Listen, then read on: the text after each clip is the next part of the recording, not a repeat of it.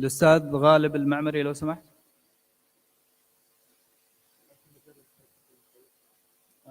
ما عندي فكرة أتوقع بيكون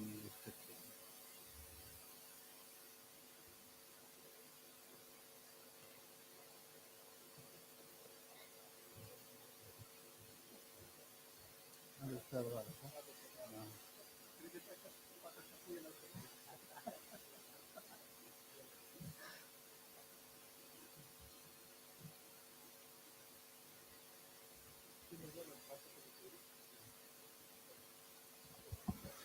أعزائنا الحضور الكريم، السلام عليكم ورحمة الله وبركاته.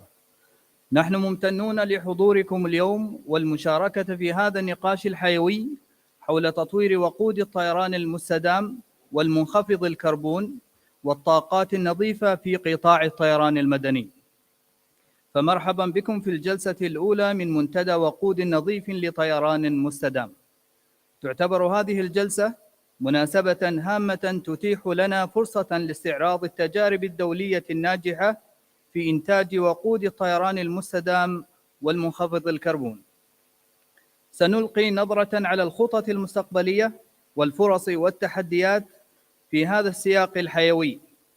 لقد تشرفنا بوجود الدكتور فراس العبدواني مدير عام الطاقات المتجددة والهيدروجين كمدير لهذه الجلسة. عمل الدكتور فراس كمدير عام للطاقة المتجددة والهيدروجين في وزارة الطاقة والثروات المعدنية، وقد حمل الدكتور فراس العبدواني على عاتقه مسؤولية صياغة وتنفيذ السياسات العامة التي تدعم انتقال عمان إلى اقتصاد منخفض الكربون. يشرف العبدواني على عملية صنع السياسات التي تغطي سوق الكهرباء وكفاءة الطاقة والطاقة المتجددة والهيدروجين منخفض الكربون وشهادة الإلكترونات والجزيئات والمركبات الكهربائية وتخزين الطاقة. وبفضل خبرته التي تمتد لأكثر من 15 عاماً كشريك مؤسس والرئيس التنفيذي وعضو مجلس إدارة في شركات مختلفة في قطاعي الاتصالات والطاقة. أثناء هذه الجلسة سنتناول المواضيع التالية المتعلقة بالدول ومنتجي الوقود: الوقود البديل المستدام، مسارات الإنتاج والفرص والفوائد، الإمارات العربية المتحدة ووقود الطيران، فرص وإمكانات إنتاج وقود الطيران المنخفض الكربون، تجربة سكاي NRG كشركة رائدة في إنتاج وقود الطيران المستدام، الفرص الاستثمارية والتحديات، ومبادرات وخطط شركة OQ في مجال الطاقة البديلة. ندعوكم جميعاً للمشاركة الفعالة في هذه الجلسة وتبادل الأفكار والتجارب لنحقق مستقبلاً أكثر استدامة لصناعة الطيران. شكراً لتواجدكم ومشاركتكم.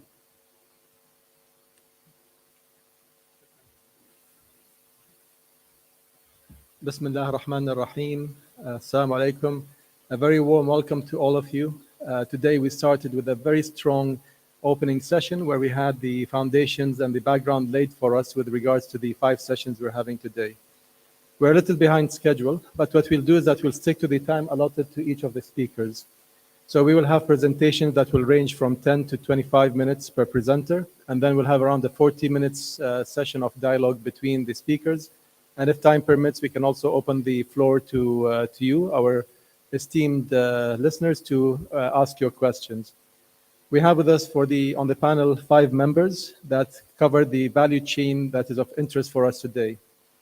We have Dr. Ali Sha'ar, we have Engineer Mariam Al-Balushi, we have Mr. Oscar Meyring, we have Engineer Hassan Badahdah, and we have Mr. Ghalib Al-Ma'mari. A warm welcome to them, please, if you can welcome them.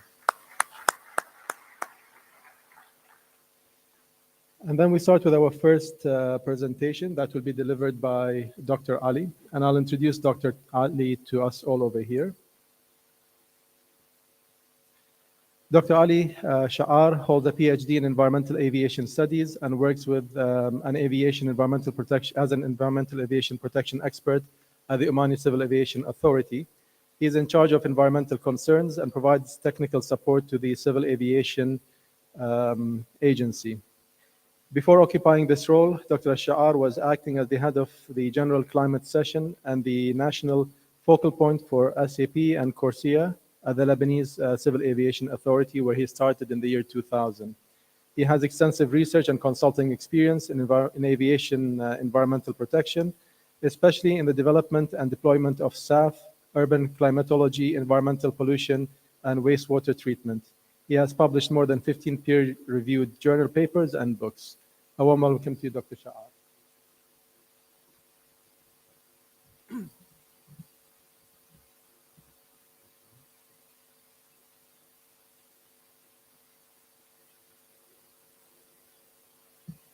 Hello, ladies and gentlemen. Good morning. We are pleased again to have you in this sustainable forum. Before I get started to my presentation on behalf of our aviation environmental protection team, I will switch to Arabic speech for a couple of minutes in order to tell you the story of aviation environmental protection shortly. بسم الله الرحمن الرحيم وبه نستعين. السادة والسيدات الحضور الكريم، أهلا ومرحبا بكم مجددا في منتداكم، منتدى دعم الابتكار في مجال الطيران المستدام. كثيرة هي التحديات التي يواجهها قطاع صناعة الطيران المدني عالميا، ولا سيما التحديات في مجال حماية بيئة الطيران، والتي جميعا نعرفها ويواجهها، وكثيرة هي مشاكل التغير المناخي، والتي تعتبر مشكلة عالمية تحتاج إلى تضافر جهود عالمية على المستوى الدولي والإقليمي والمحلي. ولا يخفى على جانبكم الكريم ما تقوم به منظمة الآيكيو، منظمة الطيران المدني الدولي في هذا المجال، وأخيراً وليس آخراً وضعها في الجمعية العمومية Assembly Resolution 21 الهدف الطموح الطويل الأجل، بهدف الوصول إلى خفض انبعاثات صفرية للعام 2020. ولكن يبقى السؤال الأهم: هل سيكون وقود الطيران المستدام بسافه وألكافه وطاقاته النظيفة العصا السحرية التي سنستطيع من خلالها أن نخفض هذه النسبة؟ هذا ما سيجيب إن شاء الله وبإذن الله عنه منتداكم بمحاوره وجلساته ومحاوريه، وبالطبع بمخرجاته إن شاء الله، مع سعادة مدير عام في الجلسة الأخيرة الدي جي كار تنظيم الطيران المدني، والذي سنختتم به هذا المنتدى ليكون لنا خارطة طريق لسلطنة عمان وهيئة الطيران المدني. قبل العودة إلى المحاضرة، دعونا نحلق سوياً لدقيقة واحدة على متن طائرة طراز ICAO-التاج رقم الرحلة 2050 لنتعرف سوياً على منخفض مستوى أرضي من أرض الواقع على تلك العالم الجديد بخفاياه وخباياه وبفرصه وتحدياه.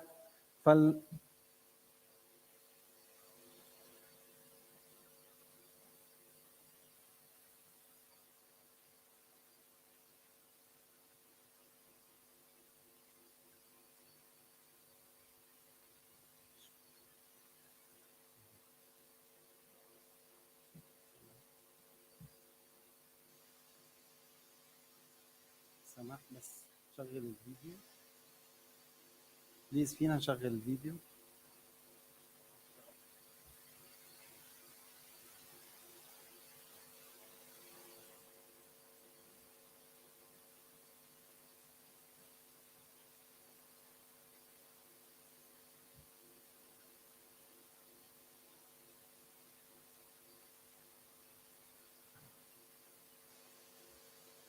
بس الصوت إذا أمكن.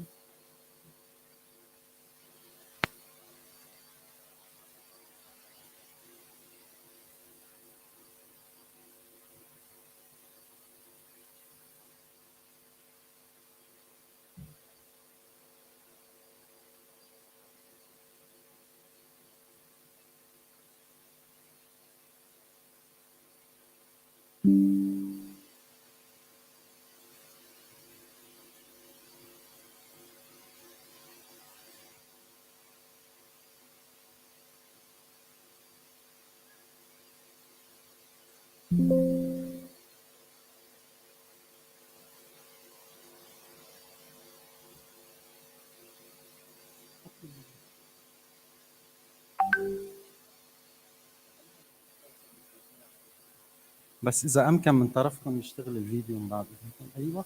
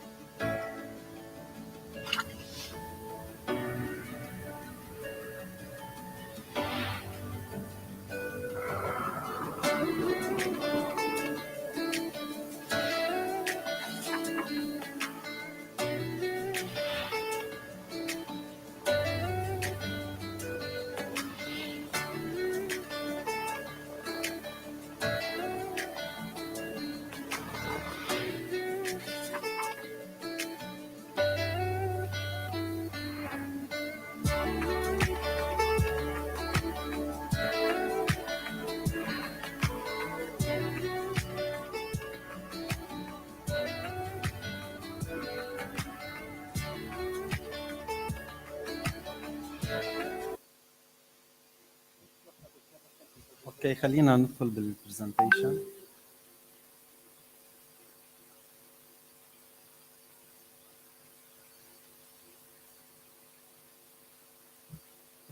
Again, as entitled by the presentation, the sustainable aviation fuel, the opportunities and the benefits and the pathways technology production.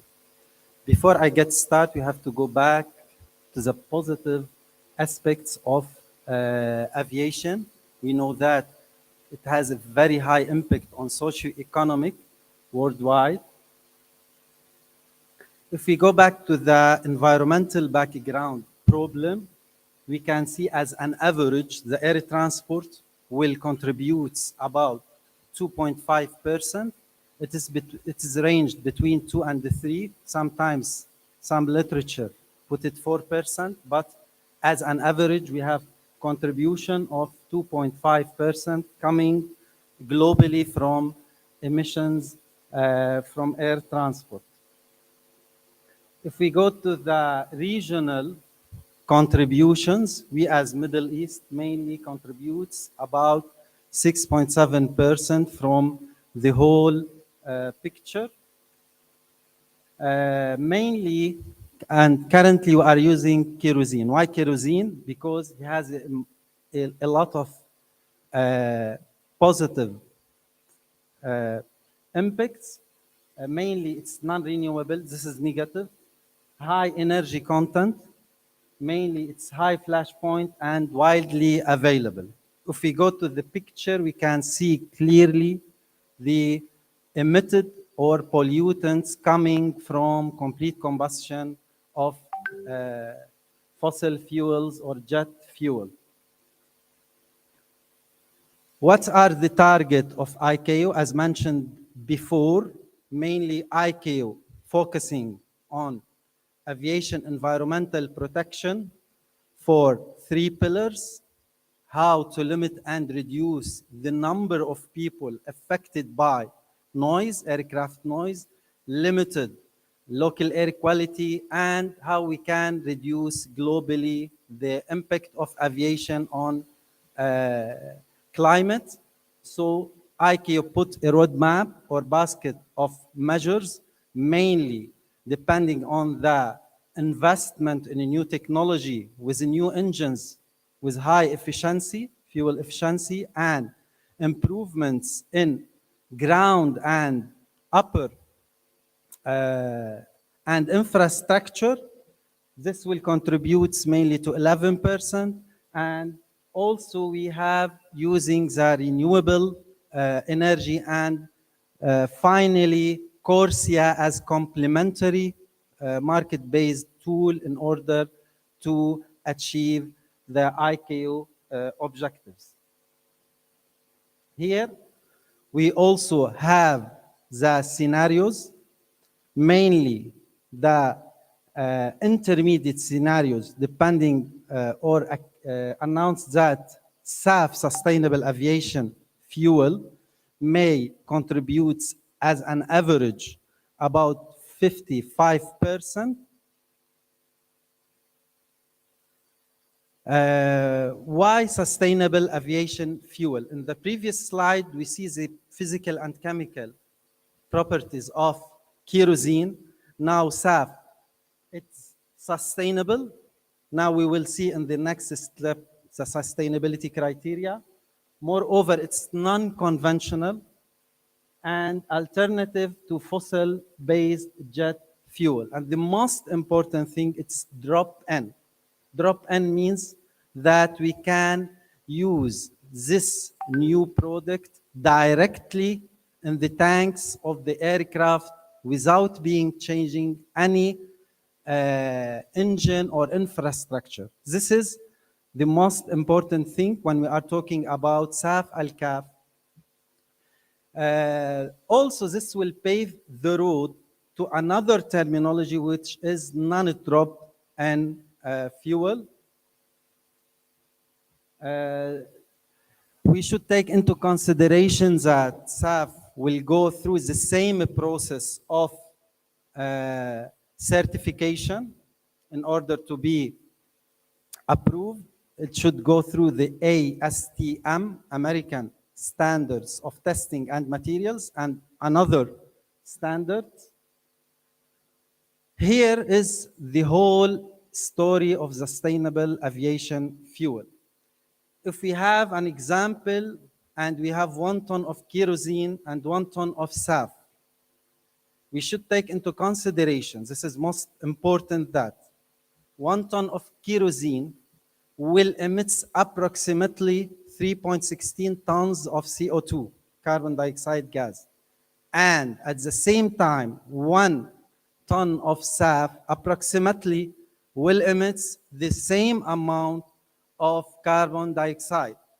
So where is the story of benefits from SAF or Al-CAF or another? It is like a life cycle based benefits. When you are doing SAF or Al-CAF, you are reducing about maximum 80% from using energy in transportation and emissions of CO2 as well. So this is very important. The process of SAF, you have many elements. The most important one, the feedstock you should use in order to prepare and convert those materials into sustainable aviation fuel. After that, you will blend with kerosene. Currently, we have 50 blending between SAF and kerosene. There is a literature review and studies for 100%. And after that, you can distribute it to your airports, as I mentioned, without changing any infrastructure or your engines of the aircraft.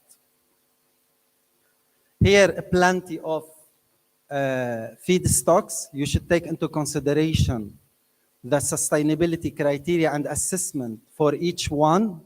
We should take into consideration food security, water security, and other elements should be taken into consideration.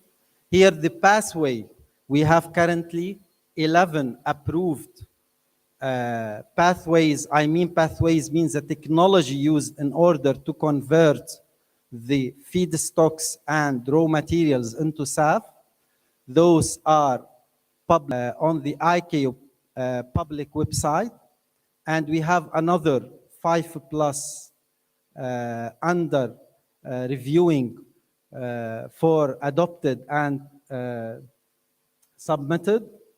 Each pathway depends on a certain feedstock and a certain percentage of blending. Here's some technology we can use, as we will see in the next presentations with other speakers about some trials in the region. The power to liquid, you can use renewable electricity.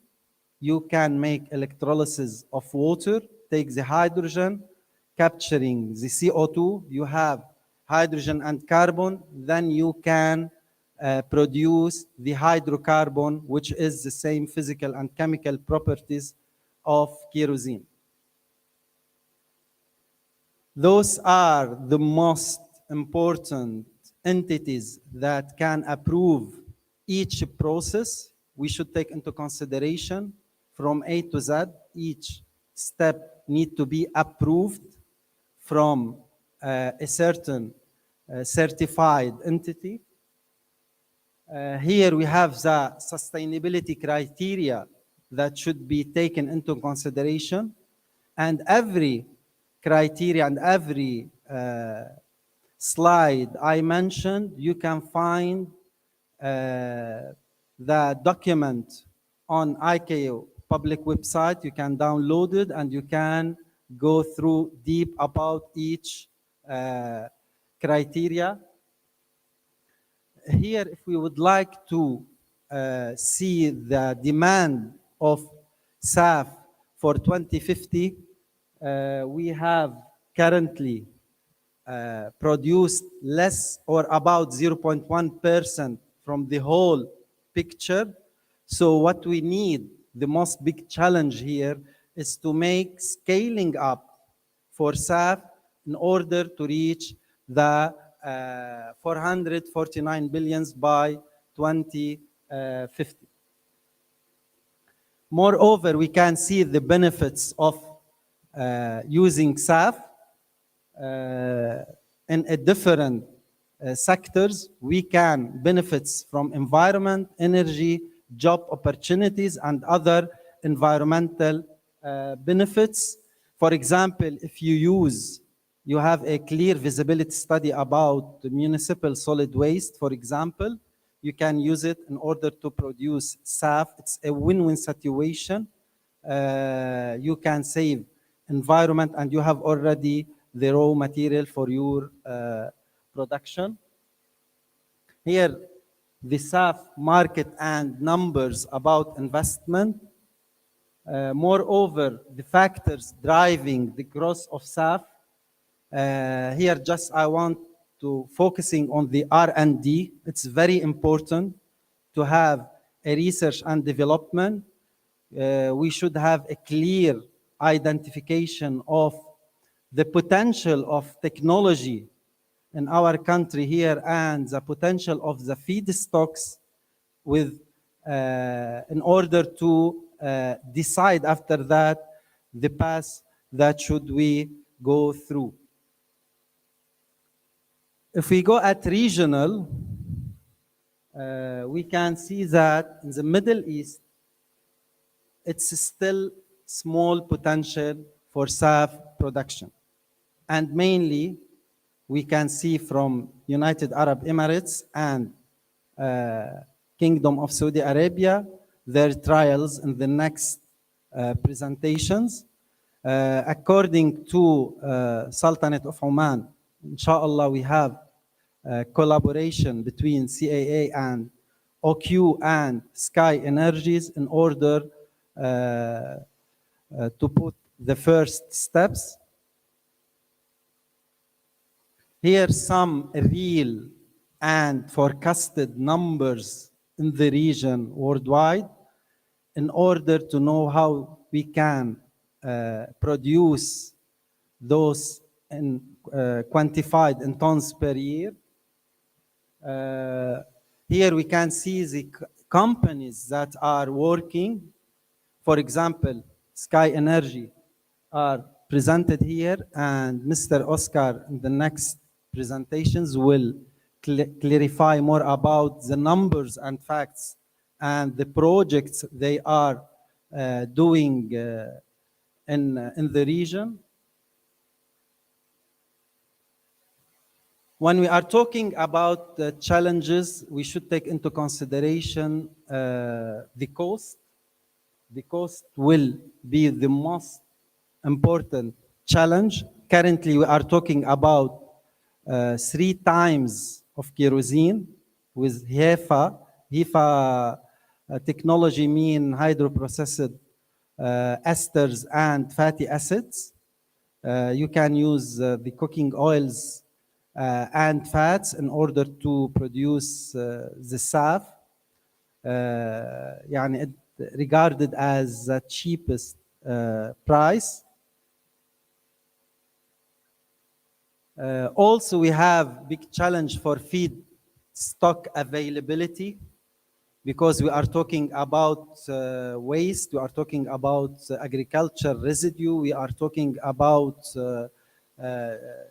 sugars and other important feed stock, and we should take into consideration the food security and water security. Here, the policy mechanism, it should depend on a certain pillars and steps. And as conclusion, just we would like to highlight that Sultanate of Oman submitted their state action plan. And as you know, state action plan regarded as a national strategy and can be changed every 3 years. So this national strategy talks about your investment in technology, improvements in your operational, and using SAF and Corsia as well. Moreover, we are a member of ACT SAF under the umbrella of ICAO, and also we expected to play a crucial role in achieving a sustainable future for air travel. And thank you very much.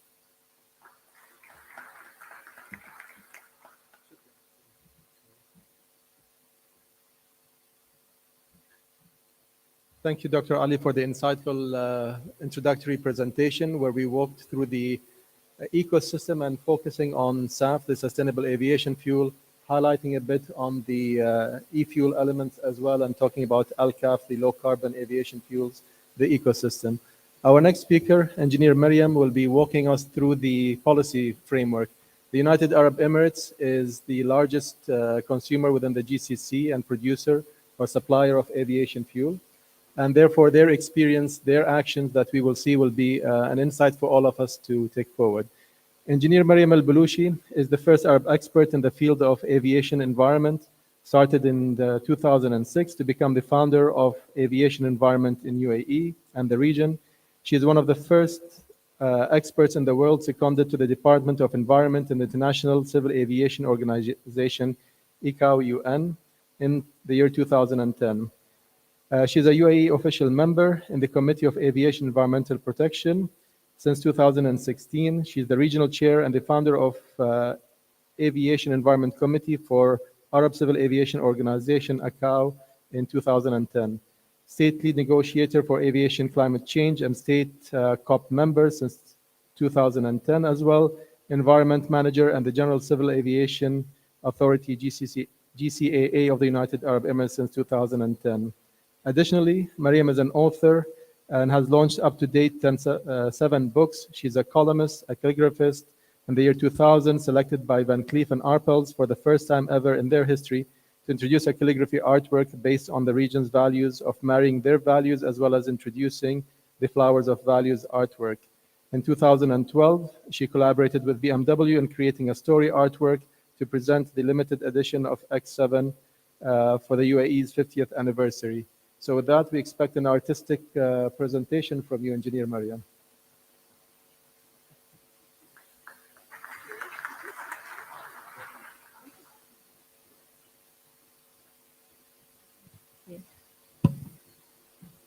Assalamu alaikum wa rahmatullahi wa barakatuh. I was really surprised that they mentioned the whole bio, yani.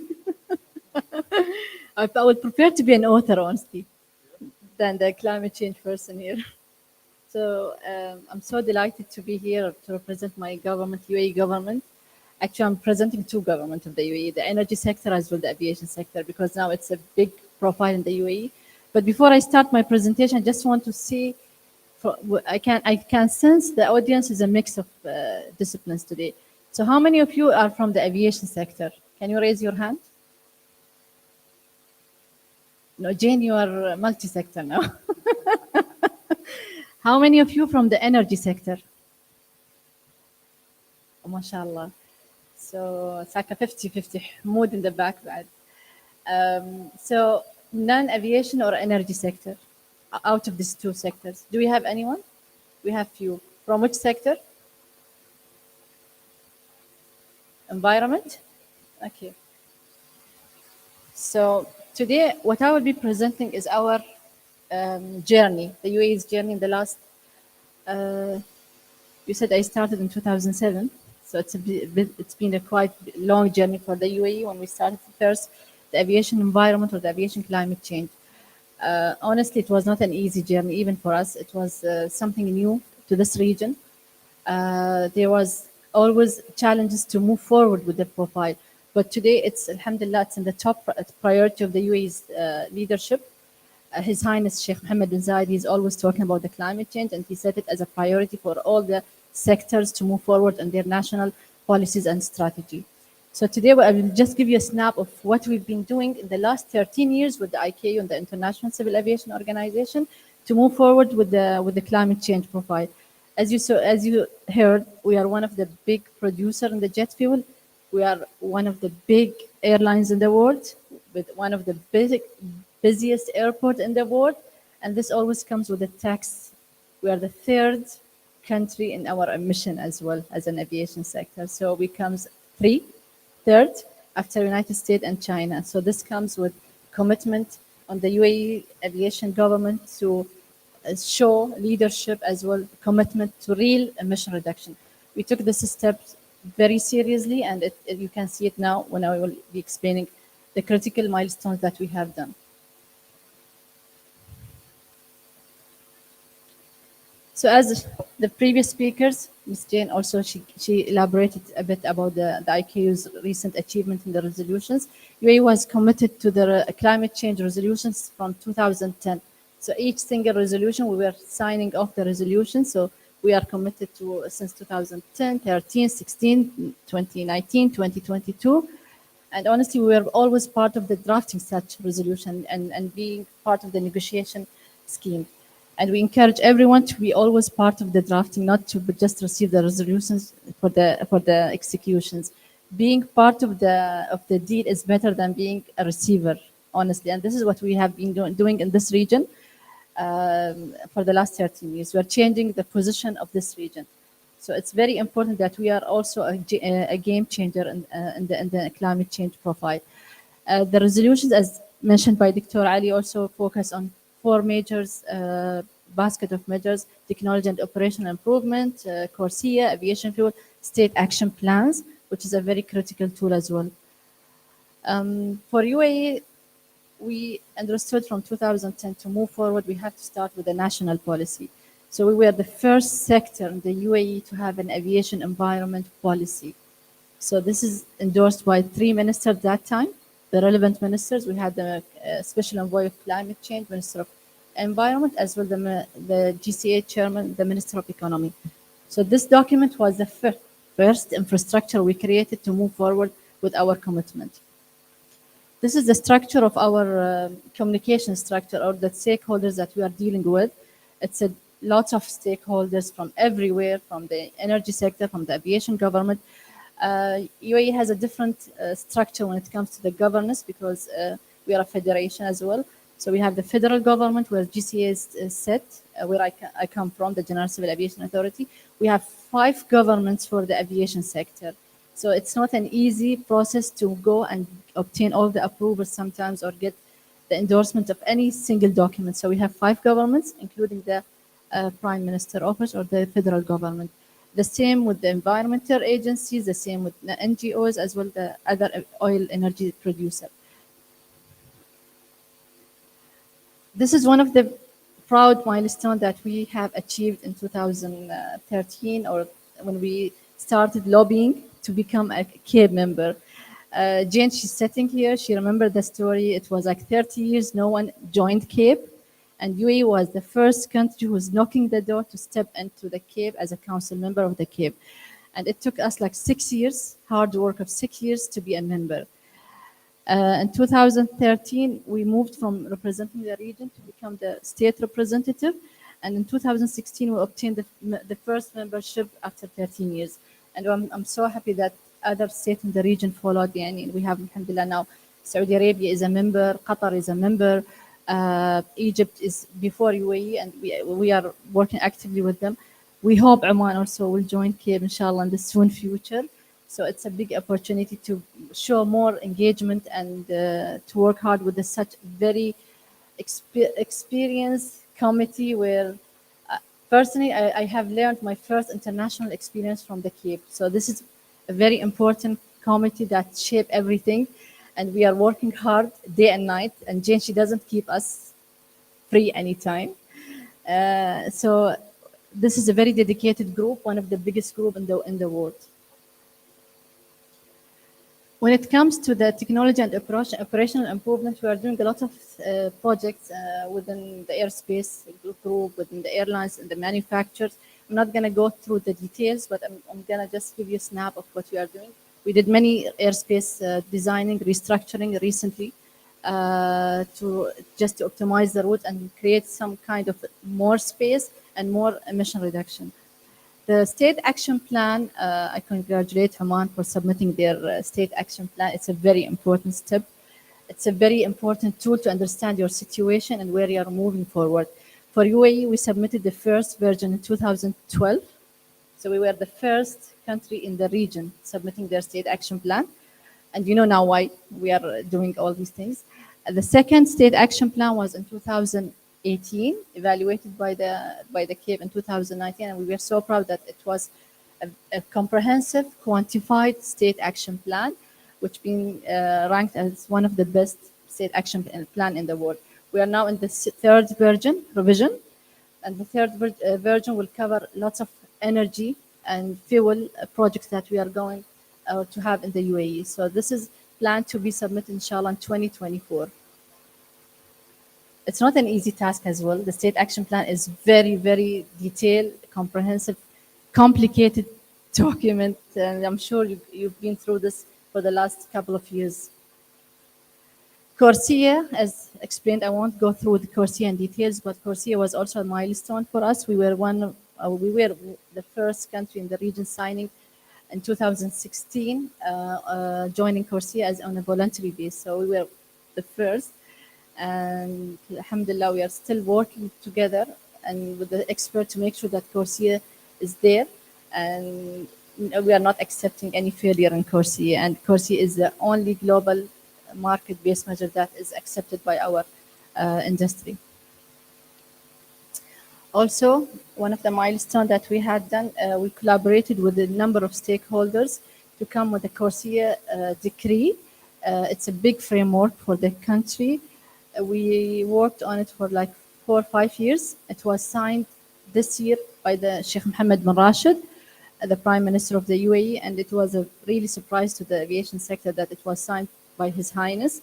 And this shows you the level of commitment of our leadership when it comes to the such important system in the world. So CORSIA now, it's officially mandated by the government of the UAE. So there is no chance any of the airlines to step out of it. So this is the highest decree you can see. Even I think it's one of the highest decree in the world that's been signed by the Prime Minister office. But the journey, it was not an easy journey to create such document. 4 years of hard work, different experts, legal advisors. We had legal advisors from the airlines. We had consultation with the energy sector, with lots of stakeholders. So to start this, you need to start now because it's going to take time to get to that level of agreement. Now I will be focusing more on the aviation fuel. Aviation fuel was very close to our heart. I've been witnessing all the discussions since 2010. We've been part of many working groups within ICAO International, within the region. But the big step we took was when we hosted the first meeting in the region, the Fuel Task Group in 2020, just before COVID, few weeks before COVID. It was very important for us because it was a new shift in the aviation fuel. In 2018, there was the introduction of lower carbon aviation fuel, and I will not go through the details because I have Dr. Al-Hassan, alhamdulillah, here. He will do all the technical part of the LCAF. We did the high level of the LCAF along with Saudi Arabia in 2018 when the CORSIA package was introduced. So LCAF is very close to our heart in this region because we want LCAF to happen in the right way. In 2020, when we hosted the Fuel Task Group, which report to the Cape, we noticed as we are hosting IRENA in Abu Dhabi that there was a disconnection between IRENA and the FTG. So since 2015, I've been talking to Jim and Helmut that we have to bring IRENA on board. So today, we have an agreement between IRENA and ICAO Fuel Task Group, and they are on board as well. They are working together. We wanted to accelerate the effort and unify everything happening within the aviation fuel. We had, for the first time, ADNOC engaged in 2020 with the Fuel Task Group. And we were so happy that we had in that meeting, as on the side of the joint meeting, we had ADNOC and Aramco's first collaboration, official collaboration, approved and during Abu Dhabi's meeting. So we've been working with Aramco for the last 3 years and then the LCAF project. And we're continuing this collaboration as well. In the same year, in the same time, we decided to establish the National Aviation Committee. So the initiative was from the General Civil Aviation Authority. So we took the step. We knocked the door of all the ministers in the UAE. We called for a ministerial meeting with the Minister of Energy and Infrastructure, Minister of Climate Change and Environment, and His Excellency Dr. Sultan Jaber as a CEO of ADNOC that time, not as a president of the COP28. So 4 ministers were in that meeting, and we showed them the whole story and the challenges that we can have if we don't establish such a committee with the commitment of the UAE government. So there was a buy-in and the 4th minister was our chairman, the Minister of Economy. The Minister of Economy is the chairman of the General Civil Aviation Authority. So there was a buy-in to establish the National Committee. COVID hit, and we continued all the discussion virtually with the ministers. So by March 2021, we got the Prime Minister's office endorsement, and the committee is immediately established under the leadership of the Minister of Energy and Infrastructure. GCA still acting as a leading organization for such committees. So everything will happen within the committee. GCA is one of the leading organizations. So it's a new collaboration. It's a new shift happened in the UAE when we decided to move forward along with the energy sector. So it's not anymore only General Civil Aviation. It's General Civil Aviation Authority as well the Ministry of Energy. So this is the structure that we created. So the committee is chaired by the Minister of Energy and Infrastructure himself, and he follows each single details of that committee. We have the PMO of the committee. We have the steering group. The steering group consists of 6 major ministries and organizations in the UAE, including the Ministry of Finance, Ministry of Foreign Affairs, General Civil Aviation Authority, ADNOC, Ministry of Climate Change, and Ministry of Energy as well. And under that steering group, we have 2 dedicated committees, LCAF committee led by ADNOC, one of the ADNOC CEOs, and we have Sustainable Aviation Fuel, SAF, which is led also by one of the Undersecretary of the Ministry of Energy. You cannot see GCA here, but we are everywhere. We are sitting with them in every single group to make sure that the aviation profile is taking right, and we are aligned with the national as well requirements or agenda of the climate change. So ADNOC, as I said, it was appointed to be the LCAF task force lead. Today I have the other energy sector joined ADNOC as well in this task force. So the main contribution of the ADNOC, they've been supporting the LTAG activities and defining 3 LCAF deployment scenarios, providing the potential production volumes for the UAE, the greenhouse gas emission reduction, technology implementation cost. As well, they have supported and still continuing their support with the fuel task group. And we are now working with them to evaluate and support LCAF production opportunities. As I said, Dr. Hassan, you have the big role of describing the LCAF. The SAF task force is one of the biggest group now we have. This stakeholders map is now increasing.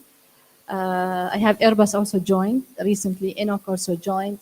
I have many new stakeholders coming on board on the SAF task force in the UAE. This is very critical task force for us. It's, as you said, UAE is always in a balanced situation when it comes to LCAF and SAF.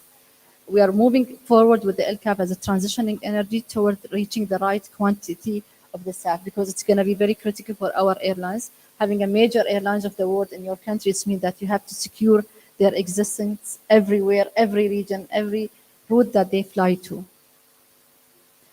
The big achievement of this committee, we were part of the Clean Skies for Tomorrow with the World Economic Forum and UK government. This was launched in COP27. COP27. It's a very interesting document that we worked with them in the details. It's a policy toolkit. It has a lot of basket of policy that any region can adapt, the one which suit them. We also introduced power to liquid roadmap for the UAE in July 2022, just before the assembly. And this is the next pilot phase for the UAE, honestly. The discussion that we had 2 months ago with the Ministry of Energy to start with the PTL as a pilot phase for the UAE in SAF production. The third achievement we have is the National Sustainable Aviation Fuel Roadmap for the United Arab Emirates. Again, it's a very important document for us. We were able to create this document with the stakeholders in less than 2 years, Dr. Alejandro, 2 years almost. Other states within Europe or United States, they took almost 10 years to create such roadmap. So we are so proud that we were able to have this document within 2 years. And it gives you, it's publicly available, by the way, and it can give you, a lot of details of what we are planning to do from 2022 to 2050, including our set goals. This is very important. Before I go into the challenges, as a chair of this region, as a chair of the Environment Committee in this region, I've been talking to many government entities, many airlines, many energy sector. You cannot move forward without having the proper studies in your state, either visibility study or the state action plan is one of the tools, as well the SAF roadmaps. We can't keep continuing talking about the feedstock, the challenges, but without having a proper study where you evaluate your resources, your challenges, your opportunities, you cannot move forward even with the high level commitment or with the leadership of the state. 2 minutes. Okay. This is the principles that been built on our SAF roadmap. I won't go through it. You can check it on the website as well. And then we have introduced also the UAE Aviation Net Zero Resolution 2050. Also, it was endorsed by the highest level of the UAE. have ترن حين دكتور. I will just scan quickly on the breaking news. As you know, we are hosting the CAF3, as Jane just said in her opening speech. It's very big event happening in November. It's not an easy one, honestly, logistic-wise even. And we are inviting everyone to be part of the CAF3 because we will be changing for sure the future of aviation fuel. This is some of the announcement that came from the UAE different stakeholders from last year. So this is a very fresh announcement. We have a project by ADNOC BP Master for the hydrogen, green hydrogen. This is the big announcement happened recently by Emirates. They have established the sustainability fund. Emirates will be in the CAF3 to explain more in details this fund and how they can be utilized by the global. This is some of the Ittihad as well achievements in the carbon market. This is also in 2023, Master Airbus. They are collaborating also on the aviation and the SAF production. This happened last week, so this is fresh. So Emirates and Shell Aviation signed agreement for SAF supply at Dubai airports as a hub. And this also came immediately after that announcement. UAE and ADNOC has obtained a global certification to supply SAF. This is a big move for an oil industry. ADNOC is one of the major jet fuel producer, and ADNOC now is leading the SAF production as well. And there is another announcement will come, inshallah, in the CAF. We will not announce it today. So as I was explaining in my presentation, there is a lot of challenges when you come and talk about this app. I spoke about the visibility, the roadmap. Dr. Ali touched upon the feedstock. It's a big challenge for us in this region. We don't have enough feedstock. As at least to our knowledge and the studies that we've been checking, we don't have the right feedstock. Infrastructure, it's not about only energy or the airlines, it's about the airports as well. There is a big discussion going with the airport developers to make sure that they are ready to adapt even the new technology of the hydrogen project as well. So many of the airports are not ready to accept the hydrogen. So this is the talk that we are taking on board with Dubai airports as well, Abu Dhabi airports. The financial support is going to be always critical to everyone. The expertise, still we don't have the right expertise. The technology might be the lower challenge, but also technology is a challenge here. My last slide, I think, yeah. So the opportunity that we can still be one of the big producers for the LCAF, and I invite also Naft Oman to be part of our collaboration with Aramco as well. To support SAF studies more, we can have more understanding on our region's opportunity. As I said, to establish the SAF infrastructures, in stakeholders mapping. So today you need to engage every single stakeholder from all the disciplines. You cannot just limit them to what you know in the past. So it's a new shift as well in the stakeholders mapping. And the last thing that I want to close my presentation with, 2 days ago, we approved the UAE SAF policy draft, and it's now in the Prime Minister office for the endorsement. So this is the new news that we just finished 2 days ago. Thank you.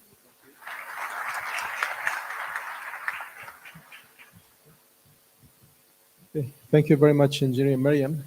For me, it's extremely heartwarming to see how the UAE, realizing that the aviation is a pivotal part of their economy and extremely important, and as you mentioned, took the proactive role of trying to seek and enter into these different international committees to be a decision influencer rather than a recipient of the decisions. You showed the complexity of the landscape in the UAE with the federal government and the different authorities, different collaborators. I think there's a lot for us to learn, and then once we have the Q&A, there's more to dig in over there. Our next speaker is Engineer Al-Hassan Badahdah, who is a leading scientist with the Technology, Strategy and Planning Department at Saudi Aramco. His work focuses on life cycle analysis of energy systems, especially oil and gas operations, assessing the carbon intensity of those systems. He has co-authored several publications in peer-reviewed journals and has been a Fuel Task Group member.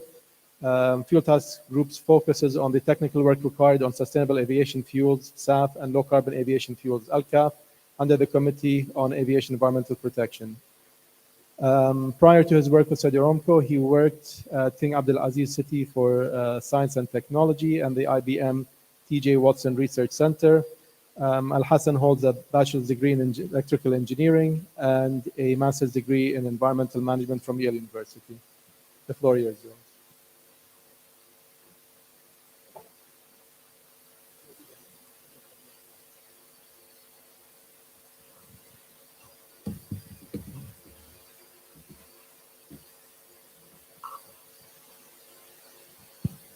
السلام عليكم ورحمة الله وبركاته. حياكم الله جميعا. أود أن أبدأ بالشكر هيئة الطيران المدني في عمان على هذه الفرصة والاستضافة والتنسيق الجميل حتى الآن. جزاكم الله خير. I will switch to English because the presentation is a purely technical presentation, but it's an easy one to understand and it will not be too long. طيب, بسم الله الرحمن الرحيم. So I will talk today about the potential of LCAF production globally. So we've been talking about SAF and LCAF, and everybody have a little bit of information here and there. But what I'm going to talk about today is a study that we have done with a group of collaborators from different organizations to basically understand what the picture looks like when it comes to lower carbon aviation fuel, which is basically petroleum-based jet fuel. Where are we today and where we can get in the future? So this study was published actually last year, 2022, in Nature Communications. I'll go through the details and then at the end, hopefully you have a better understanding of where LCAF is today and where we can be in the future. So I'm gonna skip the first few slides since most people have touched upon them already. You're familiar with this graph and the information about the aviation industry so far, and then just mainly we have the 10% reduction life cycle emission basis, and as calculated by the ICAO, the average is 89, so the target will be 80.1 grams of CO2 equivalent megajoule per jet, megajoule per jet fuel, and we have two types. We have sustainable aviation fuel SAF and we have lower carbon aviation fuel LCAF. The difference is the second is petroleum based, the first is renewable or waste derived aviation fuel. Okay, so why did we want to do this study? We had a few questions that we wanted to answer. So basically the first thing was we wanted to calculate a baseline based on scientific research and to answer the question whether all jet fuel are the same or not from an environmental point of view, from a carbon intensity point of view. And then we want to have full traceability, meaning we wanted to know if jet fuel A, for example, has this amount of carbon intensity, but where is it coming from? Where did this jet fuel come from? Meaning which refinery, which country, which oil field, etc. And third, we wanted to determine on a life cycle basis to help and show the potential for LCAF that would be eligible under CORSIA. Okay. So we started using 2017. We had enough data for that year to base this study on. And this graph basically shows you the global consumption of jet fuel globally. And it's around 6.7 million barrels per day consumed of jet fuel. And as you can see, we have the largest three consumers are US, China, and the UK.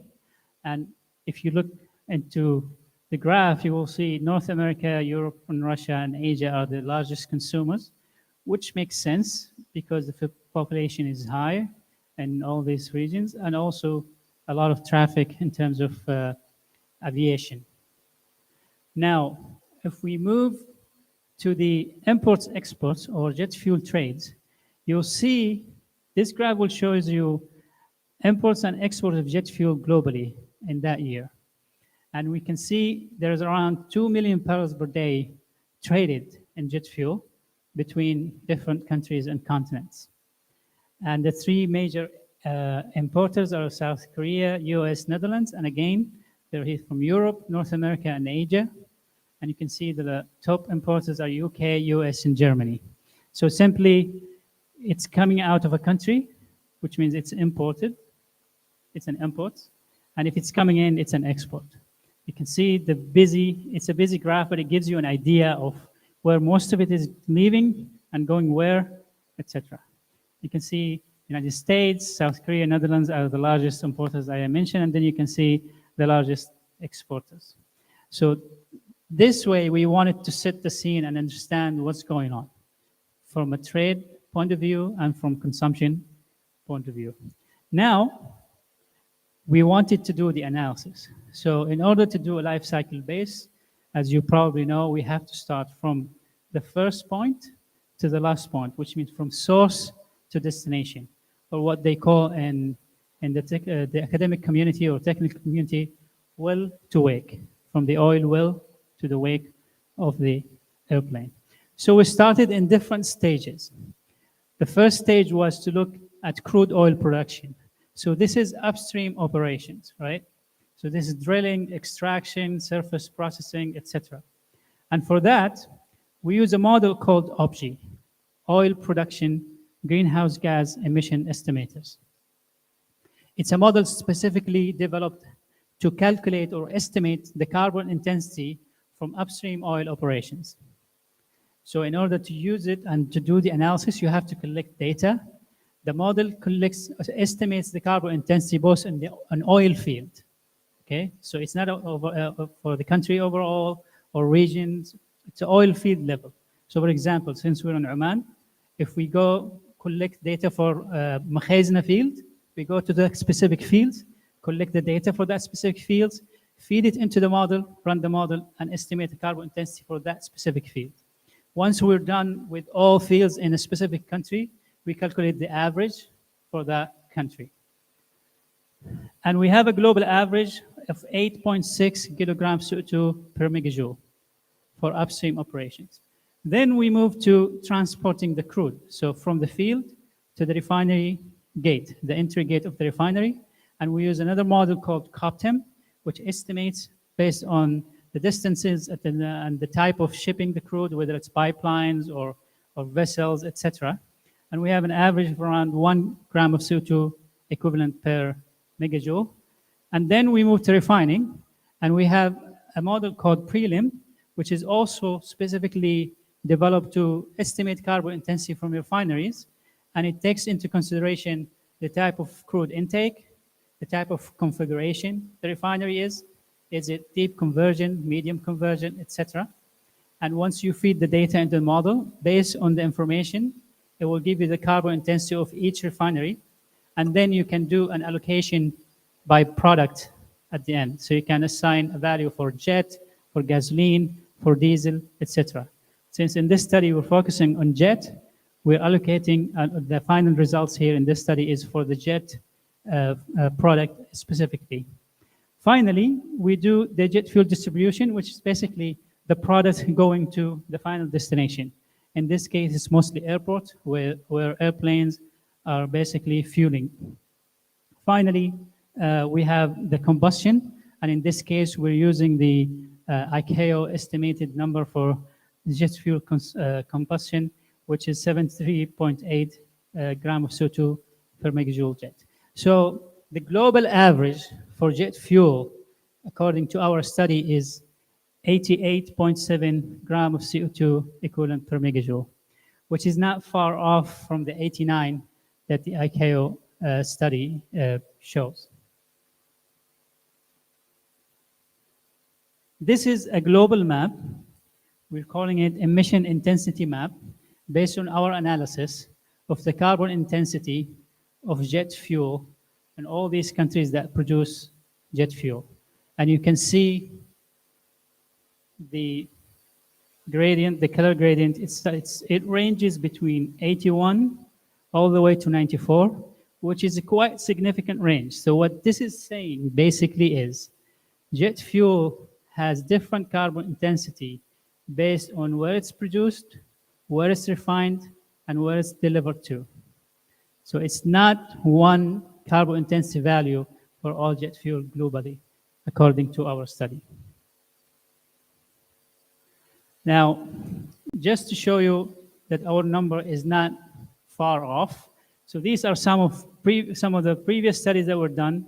The first one to the right is the ICAO number, and then there are two studies done, one by MIT and one by Chinese group, and you can see the overall average carbon intensity for jet fuel is similar between all of them, although the methodologies and the focus is different a little bit. Now, if you see the man curve here, this will show you the carbon intensity divided by each stage of the life cycle, right? In terms of the colors. And you see the two lines here are two different scenarios we introduced to the current status quo in the jet fuel production industry. So you can see we introduced some scenarios for upstream, having some energy efficiency projects, some carbon capture, some flaring management, to see with this kind of introduction into the current operations, how much can we go lower in terms of carbon intensity for jet fuel. And the similar thing for refining, renewable utilities to power the refineries, some post-combustion carbon capture. And what we found is from a low and a high scenario for emissions reduction, we can basically reduce the global average to 86.6 and 81.6, depending on whether it's a low or a high reduction scenario. So basically, we went from 88.7 to either 86.6 or 81.6. So what this is saying basically is between 5 to 45% of current jet fuel has the potential to meet CORSIA eligibility criteria, which is 10% reduction from the baseline. And these are the details of the three scenarios. So the first one is the conventional jet fuel, which is the current status. And as you can see, it's around, these are the same numbers I showed you before, which amounts to 88.7. Now, the first one here is the low-tech improvement. This is the reduction scenario, first one. You can see we can go from around 8.6 to 7.1 for upstream. We have a little bit less for refining and a bit less for crude and distribution and transportation as well. But we can go all to 86.6. Finally, the high-tech scenario, we can reduce upstream to 4.5 and slightly less in refining and distribution and transportation. And as you can see here, most of the reduction potential is coming from upstream specifically, and a little bit in refining for the high-tech improvement. So what this is saying basically, that LCAF can play a significant role in meeting the 2050 goal of CORSIA that is presented by ICAO. And we're estimating here that about 2.3 gigaton of CO2 can be reduced by using LCAF that is eligible under CORSIA to complement the potential reduction that would potentially come from SAF. So a complementary system of SAF and LCAF stands to be beneficial, hopefully, in meeting the 2050 goal. So it's about 11.1 in total for the fuel section of the reduction, and around 2.3 of that can potentially come from using LCAF. So to summarize, basically we have a will-to-wake analysis for jet fuel, and all the models that we use here, they are open source model and available online for people to use and analyze their supply chain. We have a global average of 88.7, and with our two scenarios, we can potentially go down to 86.6 and 81, around 81 gram of CO2 per megajoule. And it's important to highlight the variation we mentioned before. We have a variation of 81 all the way to 94.8 for all jet fuel produced today in terms of carbon intensity. Finally, we think that would be up to 45% of existing jet fuel production that would potentially be eligible under CORSIA. Thank you very much.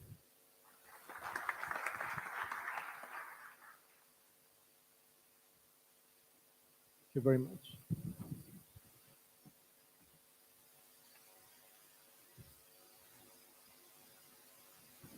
Okay. Thank you very much, Engineer Hassan. I think the presentation given on LCAP was extremely insightful.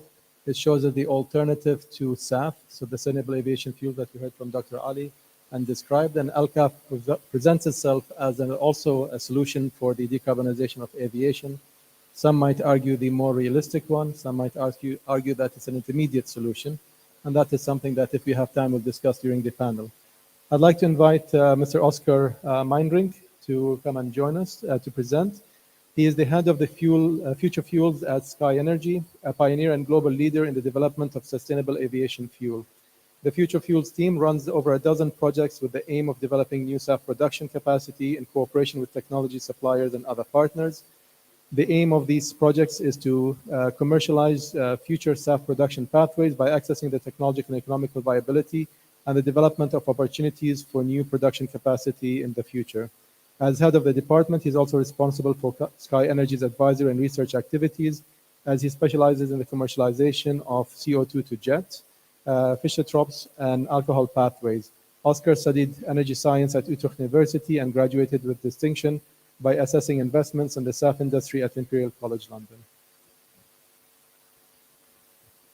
Thank you. Thank you very much, and thank you very much for being here today and inviting me here on stage to talk to you a little bit about the topic of sustainable aviation fuel and obviously Sky Energy. Let's see whether these slides work. Yes, very good. There we go. So very brief, already introduced. My name is Oscar Meinring. I'm heading the Future Fuels team at Sky Energy. We're a global leader in the topic of sustainable aviation fuel, and we buy and sell the product, but also are very active in the development of new production capacity. Couple topics to discuss. First, give a little bit more background into the SAF industry. Already a lot of things have been touched upon by my previous speakers. Then a little bit on Sky Energy itself, and also most focus on the projects that we are working on and the key lessons that we've learned in those projects. This slide, just a variation of something you've already seen. Key message here, just to repeat, we need all these measures in parallel. LCAF, sustainable aviation fuel, new propulsion technologies, but also eventually some offsets and carbon capture solutions. But a very big majority portion to come to net zero in 2050 needs to come from sustainable aviation fuel. So that's why we're focused on that topic. As was said by the previous speaker, sustainable aviation product as conventional jet fuel. So at the end of the flight phase, it emits the same amount of CO2. And it becomes renewable because you're using a different feedstock. And a renewable feedstock can be a plant that previously captured the CO2 from the air, or CO2 that you directly capture from air in the future as well. We've created this overview additionally to what you've seen before with the ASTM certified pathways.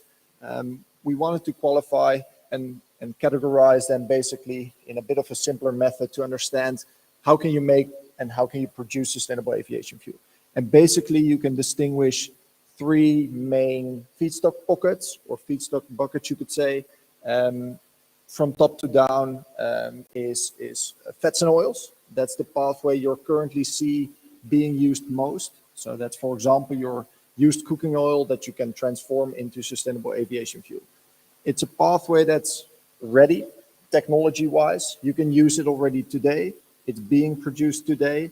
The only downside is, and that's a big downside, that the feedstock is not very abundantly available. So there's not so much used cooking oil available in the world. So it's a nice start, but we need a lot of these other pathways as well. If you then look at the second, let's say, pocket of feedstock, you're looking at biomass. Solid biomass can come in many forms as well. Municipal solid waste was already mentioned, but also forestry or agricultural residues can be used.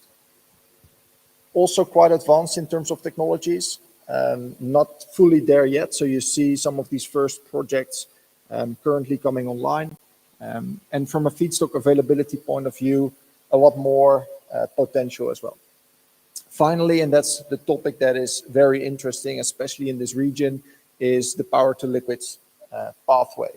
And power to liquids basically means renewable energy converted into hydrogen combined with CO2 to produce your liquid hydrocarbons again.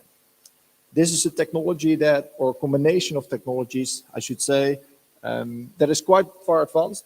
At the same time, still needs a couple of steps to really come to commercial state. But these are being progressed quickly, and we expect that prior to 2030, this pathway can be fully commercial.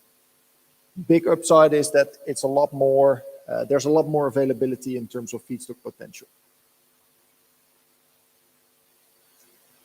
As was already said before, this industry is an industry that's still in a nascent stage.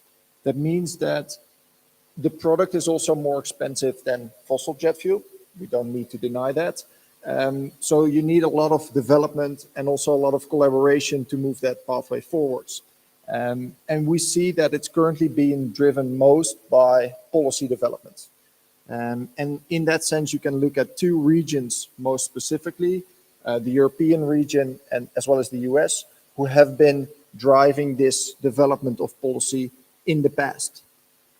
So you see in Europe, there is quite a strong piece of legislation, actually fully came in full, let's say, force only a month ago with the mandate for renewable fuels starting from 2025. And this mandate will basically oblige the fuel suppliers to blend in a percentage of renewable jet fuel based on bio-based products as well as on ESAF products.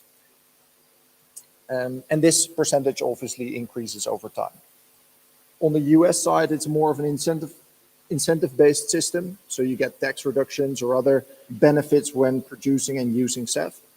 And you see that other regions in the world, like India, Australia, New Zealand, Brazil, but also very much the Middle East, is catching up on this legislation and also very much developing these pieces of legislation that are so needed to develop this industry.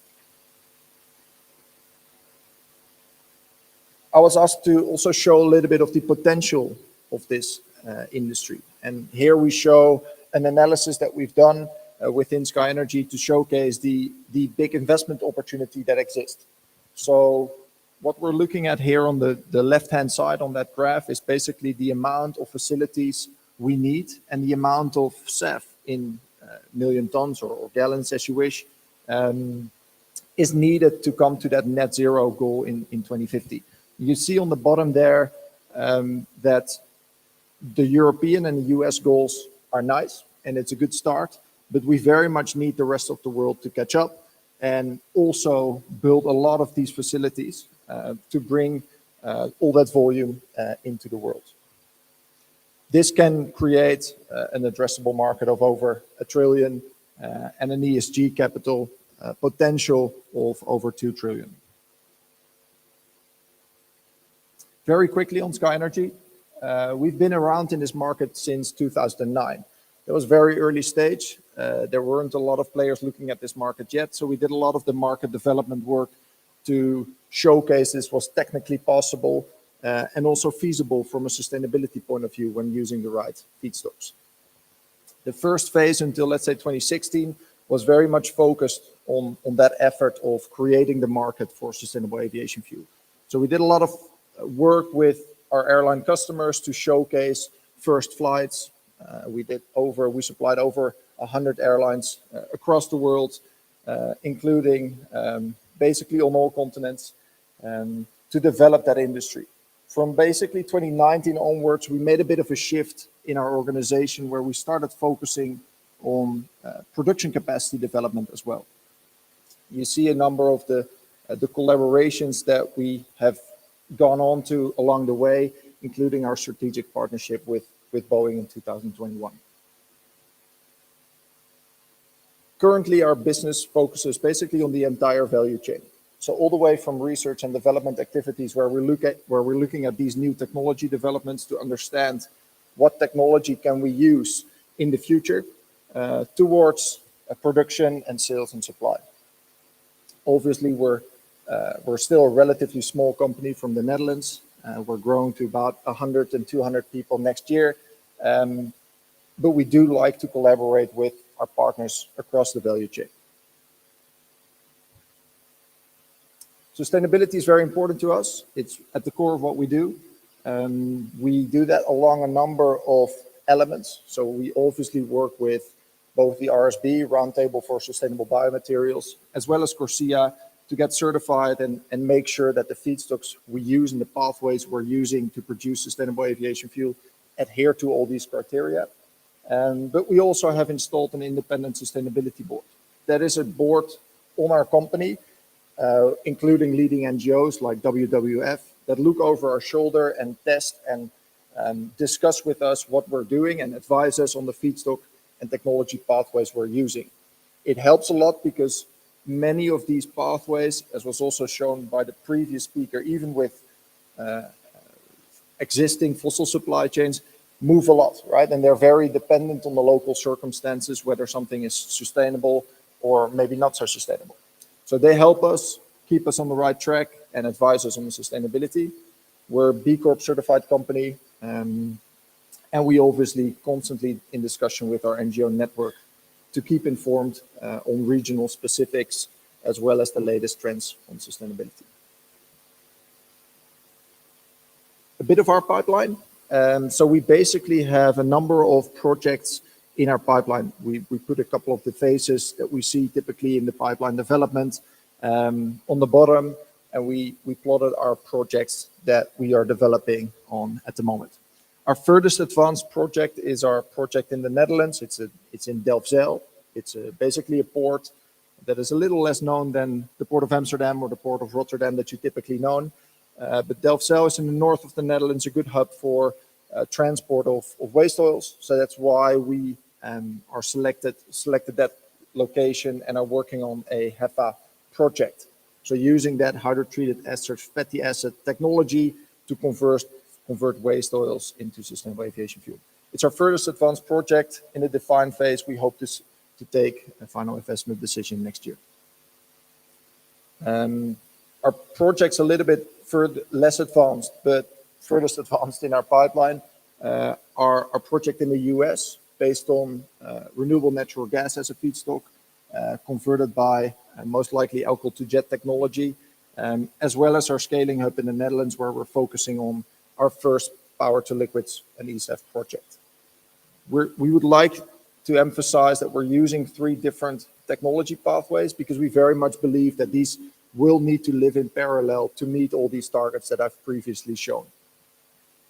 Obviously, we're very much focused on creating an additional pipeline of projects, including in our collaboration also with OQ here in Oman, to identify whether there's potential to copy some of those projects and learnings in an increased scale in this region. Coming to a bit more detail on these projects, this is an overview slide of our project in the Netherlands. So it's about 100,000 tons based on waste oil as a feedstock. We aim to be operational in the 2027 timeframe. And what is important to realize is that I've put on a couple of these project learnings on the slide here. Most important is our offtake commitment from our airline customer KLM.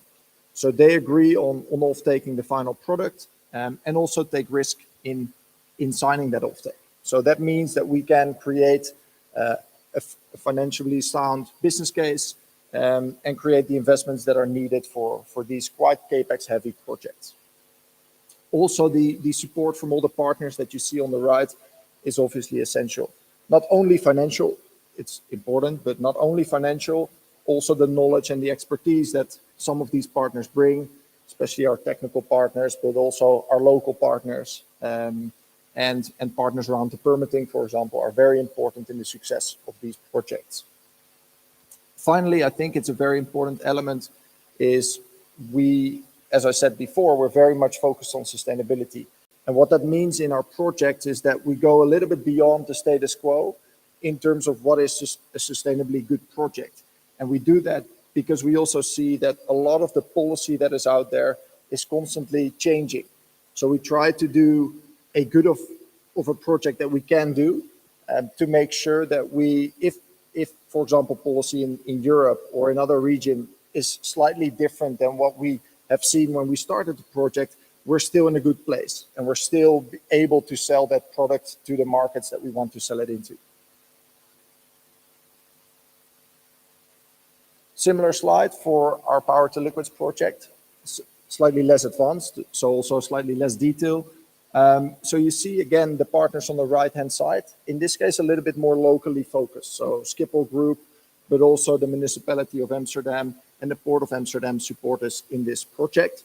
And here we take a ESAF or power to liquid approach, as I said. So we're taking CO2 and hydrogen from the pipeline systems that are in development and converting that into a syngas that we can then upgrade into sustainable aviation fuel by the Fischer-Tropsch technology. Similar learnings, but with ESAF specifically, it's very important to have that infrastructure in place.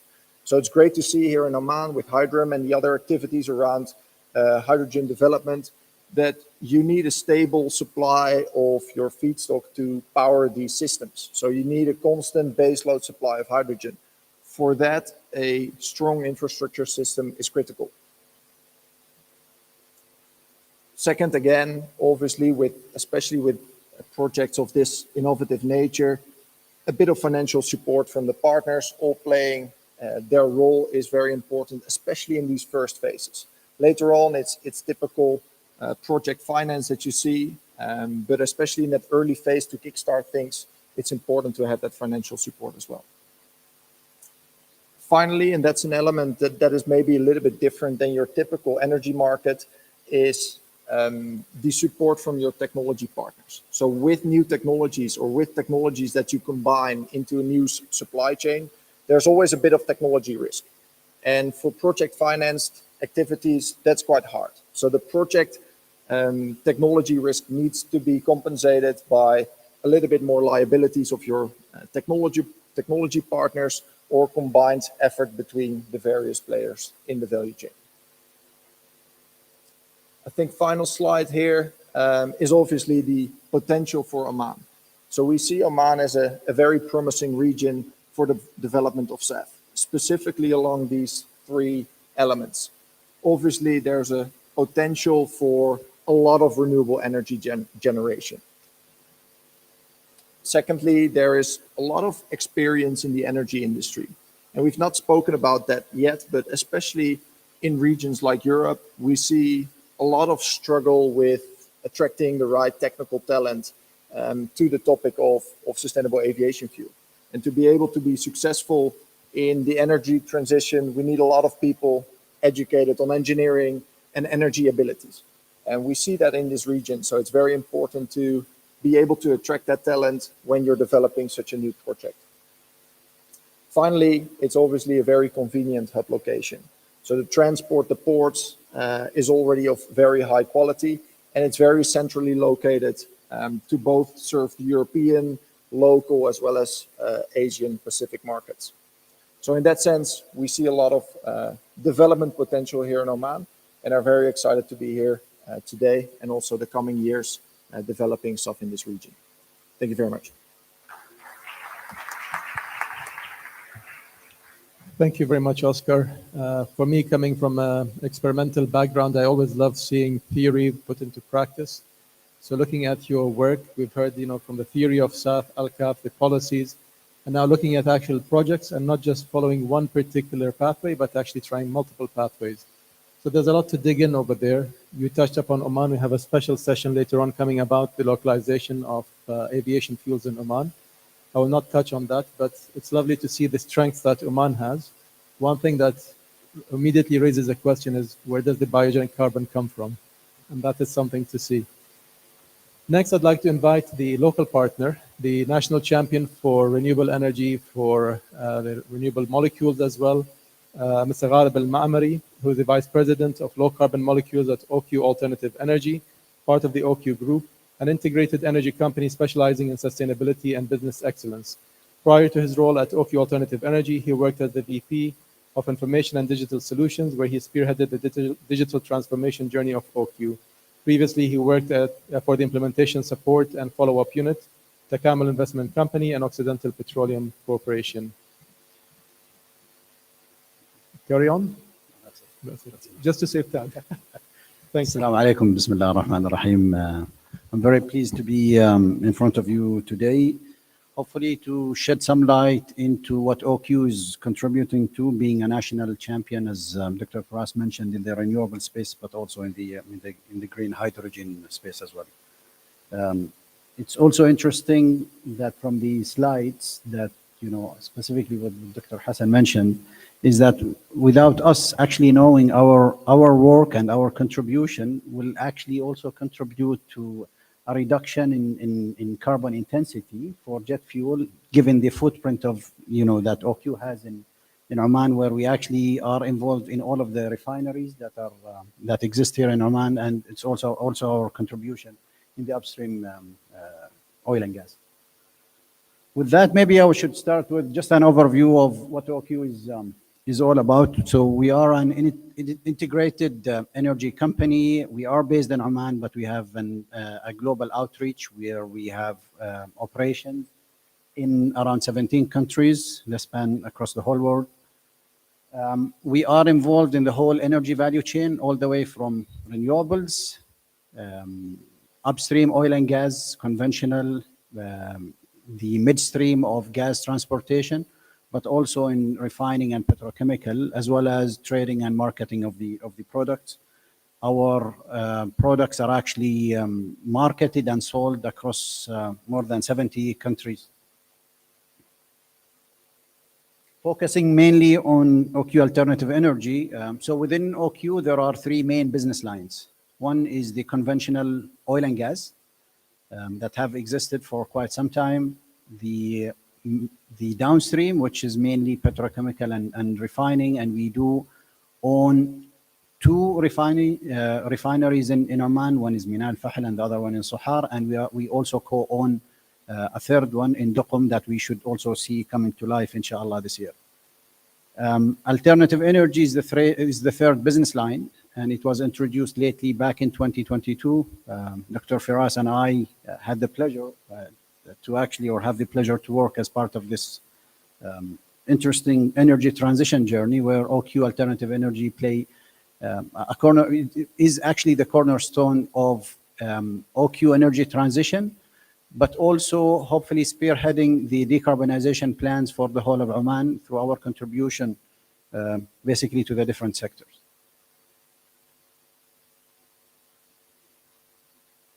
Our decarbonization roadmap, we have actually decided in OQ to take a very rational approach to decarbonization by really starting on the low-hanging fruits. Those are the energy efficiency, i.e. really optimizing the energy that we actually consume within our own processes and operations, but also switching to clean electrons through renewables, be it solar and or wind.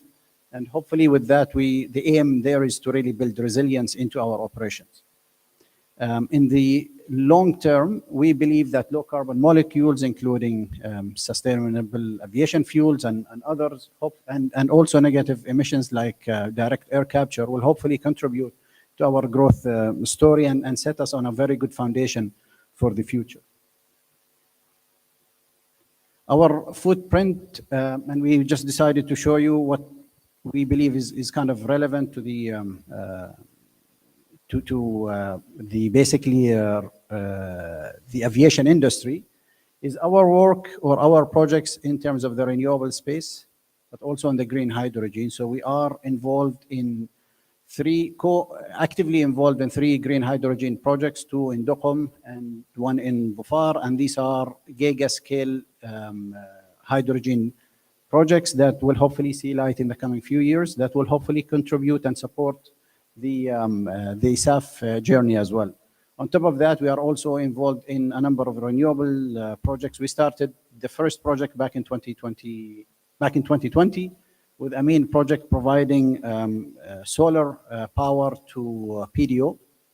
We are also developing, as we speak, a number of other projects to support our own operations, be it in the supporting the refinery business in Sohar, but also developing other projects to hopefully to contribute to decarbonizing the oil and gas and also the industrial sectors in Oman.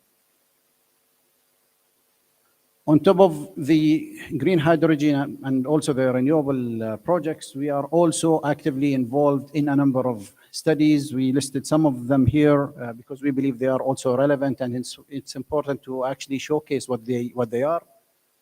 We are involved in a green fuel bunkering study with our partners Sumitomo and Maersk, as well as Asiad, to really assess the feasibility of establishing Oman as a hub for green fuels on the back of the green hydrogen projects that we are actually developing. We are also involved in a pilot. Currently, we are in discussion for, to utilize this pilot for green H2 mobility, mainly for heavy trucks, with a number of partners. In the coming few days, we'll also be announcing this officially. We are also involved in a biogenic CO2 study or an assessment, which is an enabler definitely for the SAF, but also for the green fuel bunkering and also other projects that we want to venture into. And it's mainly about assessing the potential, the volumes, location, before we even get to how do we actually extract it and whether it's going to be sufficient for our own use. Sustainable aviation fuel, I know our colleagues did mention this, and hopefully we can take this collaboration even further. It's going to start as a study to really assess the potential of this, but hopefully this can be converted into a pilot and maybe later on into a large-scale projects. CCUS, carbon capture, utilization and storage, that's an area that we also want to venture into, and we are in discussion with the ministry to see in terms of how and where OQ can actually play, and if we can have a role in this sector as well, which we believe is going to support all of the activities, which is different to green. That's mainly going to get us into the blue hydrogen space as well. So that's it from my end. Sweet and short. Thank you.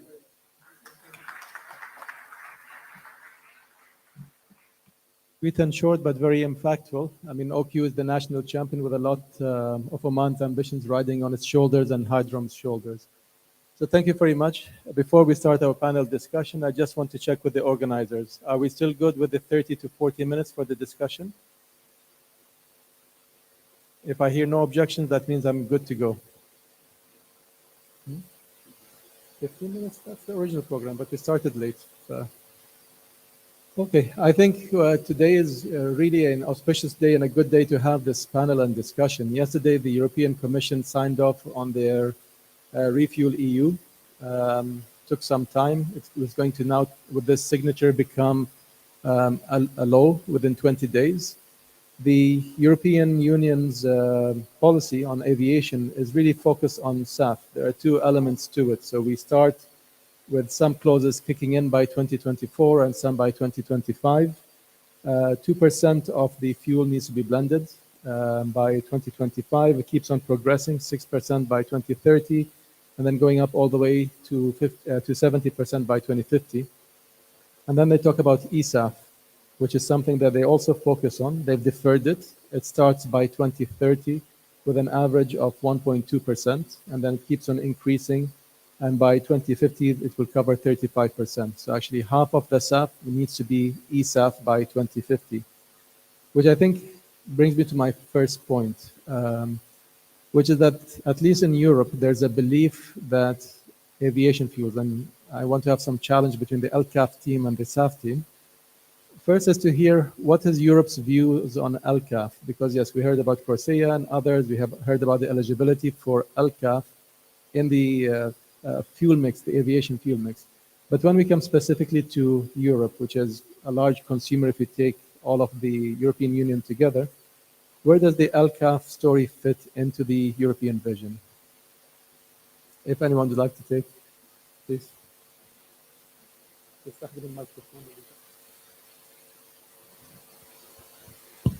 I think it's very critical and political question, Victor.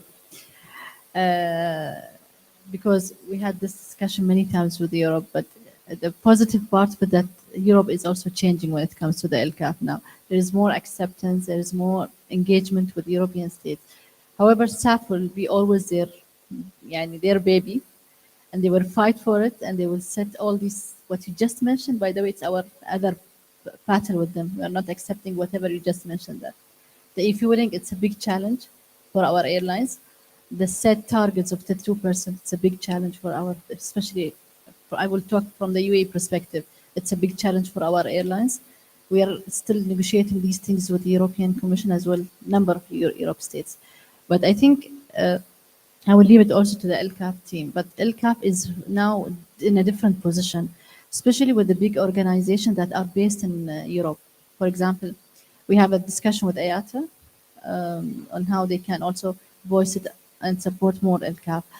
We have a discussion with Airbus, which is one of the biggest manufacturer based in Europe, and how they want to step in and support this project in the region as an LCAF producers, as a transitioning energy toward the real actual available quantity of the SAF with the reasonable prices. Honestly, we've been talking to our airlines for now years. SAF will be only accepted when it has the right price, because you don't want to jeopardize one sector versus another. And you know what will be the end result? The passengers will take all these expenses on their tickets, and this is another issue that we might kill the connectivity and the transportation, and we don't want to do this. So this is different segments of the same story. So we want to make sure that LCAF is there for a while, so the sector is still growing, and we just recovered from the COVID. So Europe is going aggressive, and we are trying to slow down this aggressiveness. Great to hear. Any other opinions on the matter from the panelists? No? I'm sure Al-Hassan, I mean, this is your baby, no? The LCAP? It is a political question, but I can speak a few words. I think, yeah, obviously I can't speak for the entire European Union, right? But as the only one probably from Europe on this side, I probably have to say something about it. I think LCAF will play an important role in the transition phase, right? What the European Union has done, I think, and the European Commission has done in quite a good way, in our opinion, is set the situation for 2050, what is necessary by then to reach net zero, and come to that percentage of 70% by now.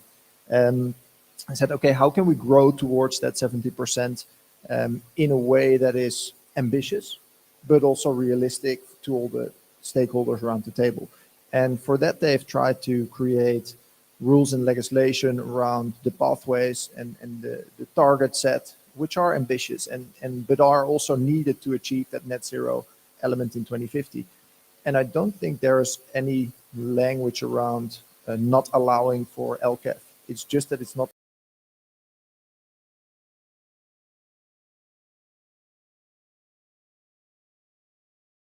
% of sustainable aviation. There's still 98% of other fuels needed to power aviation in the meantime. And I think LCAF can play definitely a role there to reduce the overall emissions. And I think that's a fantastic diplomatic answer. And on the topic of politically charged, everything we do today is ultimately about humanity's existence, all of this decarbonization and climate change. So in a way, I think any discussion we have will be political, but it's important that we put it in a framework that all of us get engaged and really believe in it and become positive contributors to solutions put forward. What I found interesting, Oscar, is that you're actually experimenting. We heard in some of the earlier talks that there was a number that was thrown, that SAF is 3 times more expensive than regular fuels, at least. So now that you have your hands actually on projects, can you shed some light onto these different pathways? You mentioned you're working on 3 of them. nothing confidential to divulge, but if you can share whatever is possible from your perspective. What are the actual numbers that you are seeing, just for us as an audience to have a feel on the difference in price of SAF? And then I'll ask Al-Hassan about Al-Kaf, and then comparing both those two to regular aviation fuel. Yes, that's a good question. And again, I think it's very important to take into account the savings that you achieve, right? So if we are developing a pathway with 90% CO2 savings, that can be a more expensive pathway than LCAF, for example, where you achieve 10%. So both need their place, but also you need to consider that sustainable aviation fuel does come at a cost. So indeed, we see that the HEFA pathway is typically 2 to 3 times as expensive. And also, to be realistic, sometimes people talk a lot about if we scale up, then everything becomes very cheap, right? That's not per se the case with some of these pathways because they're very much feedstock driven. So a large portion of the cost, especially with these oil and fat pathways, are driven by the cost of the feedstock. So, and those are scarce. So we don't expect to see that price of that typical product or that specific product, I should say, to come down. But we do see a lot of scaling potential in the combination of these pathways. So especially the ESAF pathway, but also some of these biomass pathways do have the opportunity to use a lot more abundantly available feedstock at a lower cost. And therewith, with scaling, you can come to a lot lower price in the end. So yes, we're seeing higher costs today, but we are also confident that we can bring those prices down, and with the right policy mechanisms to mandate, but also incentivize and use systems like the ETS trading system or carbon offset systems like Corsia, we can come to a place where there is somewhat of a parity price. And Al-Hassan, if you'd like to chip in on the LCAF side of things. Yeah, I mean, obviously, LCAF is way more established than SAF, right? So you would expect LCAF to be readily available in a couple of years, maybe a little bit more. So in that sense, you don't need a lot to produce it. At the same time, like Mariam mentioned, in our region, we're not only focusing on LCAF. There are a lot of investment happening in SAF. She talked about ADNOC. In the kingdom, there is a lot of investment in SAF, especially with Saudi Aramco. They're investing in SAF as well. Now, it's not SAF specifically as it presented, but bio-based fuel in general, right? So I think if everybody buys into it, and potentially technologies will emerge, maybe new ones, more efficient ones, will potentially drop the cost down as you move forward. But a combination of both, I think, at least based on our studies, is the best pathway to achieve Corsia goal specifically. If you choose to basically focus on one over the other, and the reason I don't like to speak directly on what people should do is because I have a stake on it, right? Whether I like it or not. But the reason we did the research, just in general, is because we wanted to say whatever we say is based on scientific basis that is published and peer-reviewed. And then you can do whatever you want with it, but at least it's out there. You can agree with it, you can challenge it, you can critique it, but it's out there to establish a baseline and potentially improve it over time, with the same group or other groups, etc. Thank you very much. On the same topic of LCAF, since you have the mic, I have one more question for you before I move on. You mentioned about transparency being based on science, which is fantastic. The study you presented is really admirable. What I wanted to check with you is that how open are nations to exposing, let's say, the well-to-tank emissions? Because really, LCAF is all about that. It doesn't talk about tank to wake. It's on the earlier part, which is the 10% they're looking at reducing. So it really puts people on the spotlight. You showed a huge range from 80 to 94.5, I believe, of grams of emissions per megajoule. So it's a huge range. So I believe there was an article or an announcement from S&P, for example, that on the crude trading, they're going to start always allocating the carbon intensity. So do you see the market, first of all, do you see the countries voluntarily mentioning this? Do you think it will be something that will be regulated or audited by an international body? Yeah, so it depends, right? If you have a good carbon intensity value, you would be more incentivized to publicize it, right? But what we did in our research, we tried our best to use public data. So we're not using any confidential data from any operators from any country, right?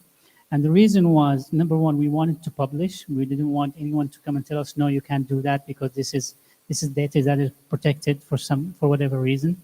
Number two, we wanted others to be encouraged to do the same, right? Now, eventually, if you don't produce your own data, somebody else will estimate it for you, right? And whether they overestimate or underestimate it, at the end of the day, you are the only one who can correct it because you are the only one who owns the actual data. So in that sense, once the regulation is in effect, you will have to either participate or somebody will do the work for you.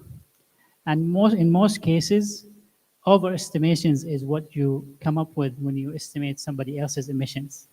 And you don't want others to overestimate your value. And if there is any taxes or trades or anything, you will have to basically be charged more because there's an overestimation for your emissions. So over time, I think people will buy into it slowly unless you're already in a position where you can basically talk about it. But eventually, I think people will start buying into it. Yeah, fantastic. So you have more of the American spirit where you believe that carrots work more than the sticks in the European context. All right.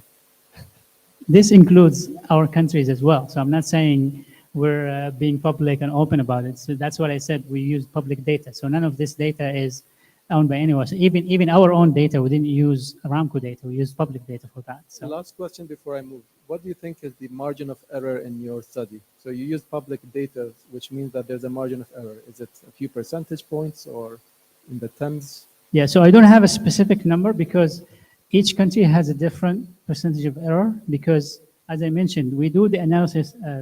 It's a bottom-up analysis, right? So in I will talk more about this in tomorrow's presentation. But for example, in our study, we analyzed about 9,000 oil fields globally, right? So of course, we don't have the same level of information for each of these fields, right? Some of them are pretty close to accuracy. Some of them are a bit far off. So it depends on country by country when it comes to the percentage of error. And there is another study that shows that specifically for each country, especially for the upstream. And I'm happy to provide more information. And tomorrow's presentation will be more about all the publications that we've done in this area specifically. And it will be more, I think, beneficial if we keep the details tomorrow. Fantastic, thank you. Dr. Ali, I'd like to turn to you. You gave us a fantastic overview of the SAF ecosystem and how it works. There are different pathways. One of the challenges with SAF is potentially it can compete with humans for food when it comes to certain pathways. And we know that the different organizations made it clear that it cannot be a crop if in case it's a dedicated crop because there are many pathways, but one of them is creating biogenic carbon or actually extracting the requirements for the SAF from plants. And they made it clear it cannot be a particular product or plant that competes or is required for human consumption. Still, it's a plant. It will consume land, it will consume water, and you had shown us a big chart of looking at the environmental impact. And we've seen these projections. We've seen from the presentations given that the quantity of aviation fuel required will triple by 2050. The SAF will increase significantly by that time. A portion of that will come from agriculture. What is your perspective on that? I mean, we talked about blends, but do you see it becoming a challenge? Because earlier, synthetic fuels or biofuels rather were confined to, small consumptions, Brazil, for example, and other places. But right now it's becoming a global phenomenon. So what are your thoughts about this? Thank you for this very good and excellent question. And I think if we go through the rule of science-based decision making, I think we have opportunity in municipal solid waste. It's a win-win situation. If we go through identification of this material, it is a win-win situation since you are saving the landfill and the problems beyond the landfilling.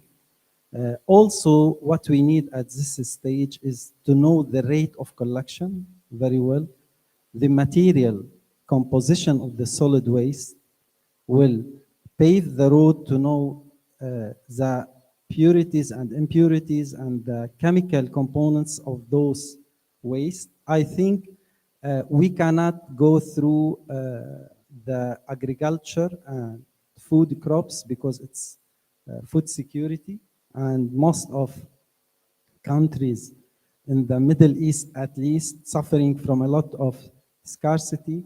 So I think what we need is to focusing on all visibility studies for different feedstocks, but currently I see that the municipal solid waste is still the good opportunity to go through it. Fantastic, thank you. I think, Oscar, you were going to, I thought you were touching the microphone, but that's what was water. Please go ahead if you have something to add. No, I just thought to add to the comments made that there's obviously the discussion around food versus fuel, and it's very important to keep that very strict and in mind. And it's not so easy, right, to say, okay, this is allowed and this is not allowed, because it's also very different compared to regions.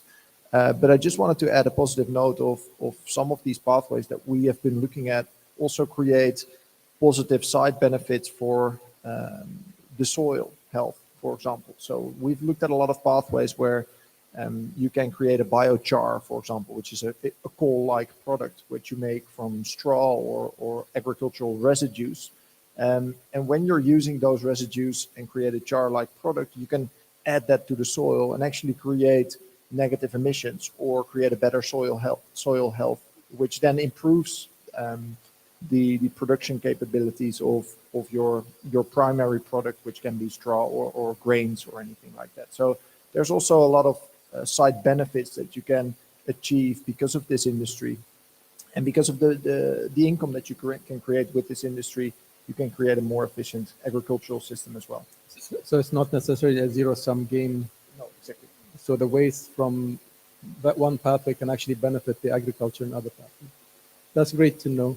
I'd like to move to you, Ghalib, and given that you're an integrated company and almost everything we discussed here today falls under OQ's purview, from looking at the upstream where LCAF plays a role, when coming to renewable energies where you play a role, when it comes to the refining process, which also is one of the pathways, or solution for multiple pathways. Where do you see yourself? What are the next steps for us as Oman with OQ looking at this?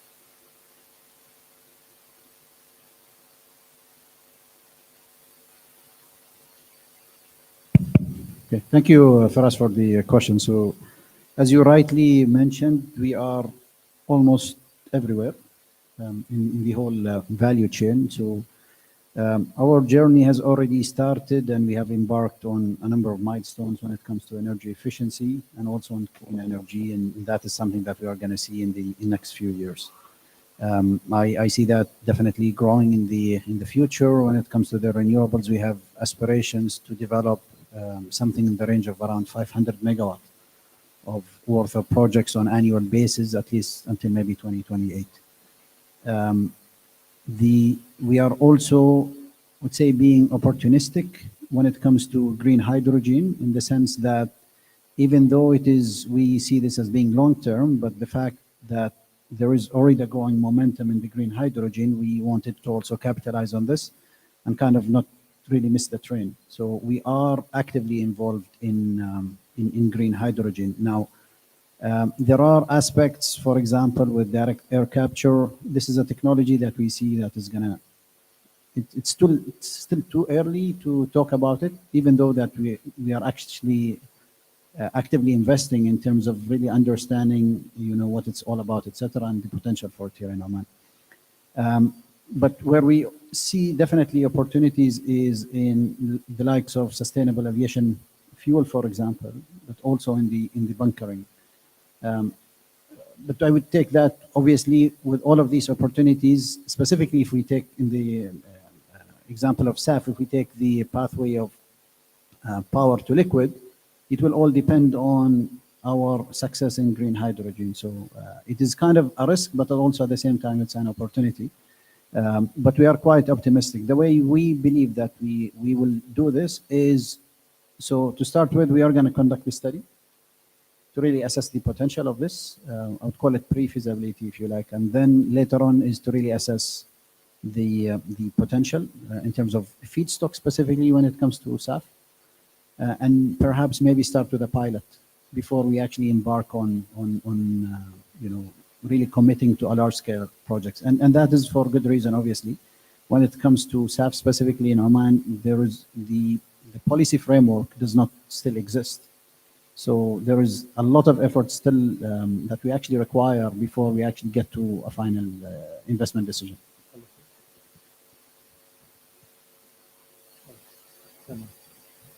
So from my side, I have a few questions, but before we end, and we have 6 minutes, I would like to actually open the floor to the audience. There's time for perhaps 1, maybe 2 questions, if there are any questions to be asked.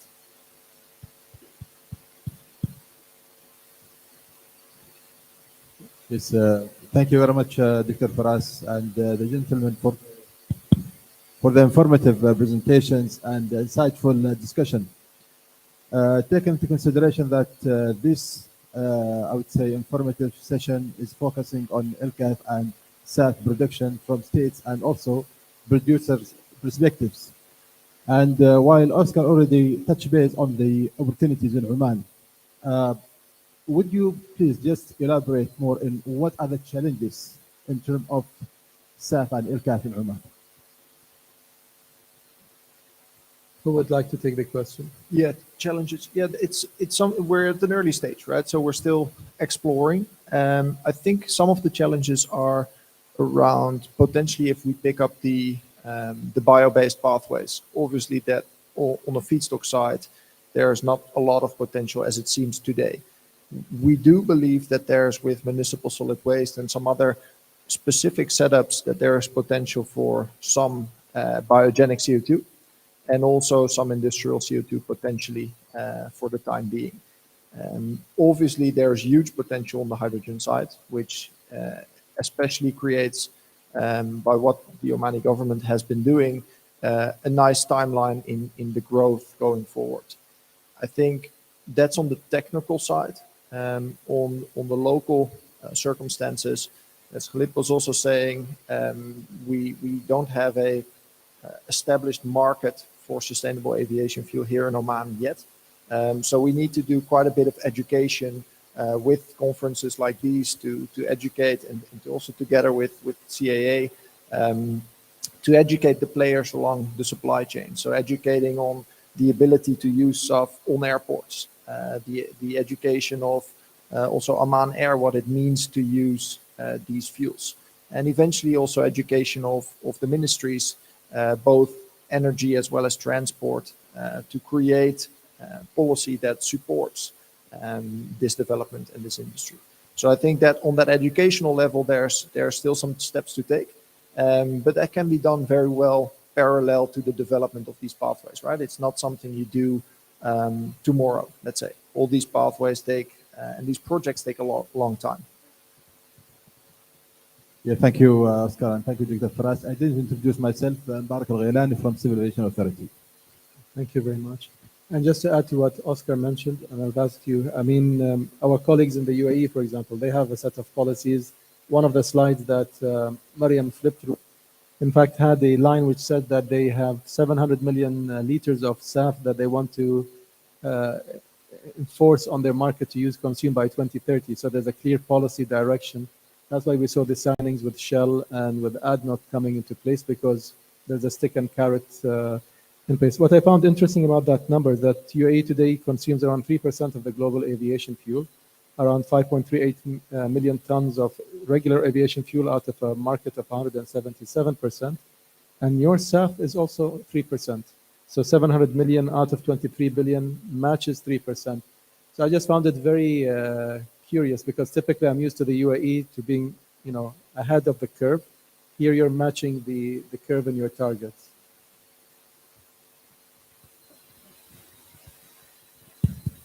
We will have tomorrow as well a presentation from Dr. Alejandro on the SAF and the LCAF as well.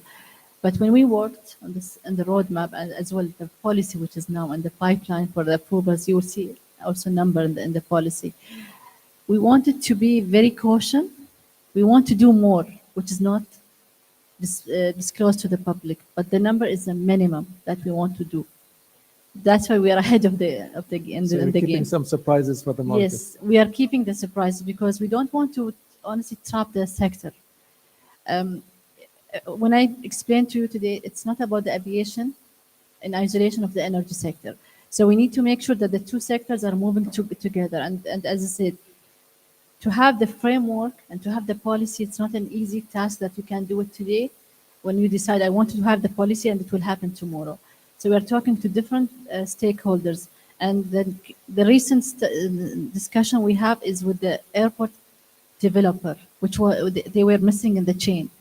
And you can imagine the amount of investment happened already in the underground pipelines between the energy sector to the airports. And we cannot open these pipelines again to, for example, accept the hydrogen in the normal way that we have seen. So there is a lot of challenge, but UAE is moving forward. I showed you a Corsia decree is signed by His Highness Sheikh Mohammed bin Rashid. The net zero is signed by 4 ministers. And if you dig to the details, it's built on 3 elements: regulations, fuel, acceleration of the fuel production, which includes LCAF and SAF. Fantastic. I think there's a lot of learnings to happen on the policy and also on the business between the nations and region. We ran out of time, but you wanted to mention something, Ghalib, so I'll give you the last word before we wrap up for the panel, inshallah. Shukran, Firas. I just wanted to actually add to one of the key challenges that we have to be really aware of, that if we choose the route of ESAF, it's on the back of green hydrogen production, and it comes down to cost. So where we stand today is green hydrogen is expensive.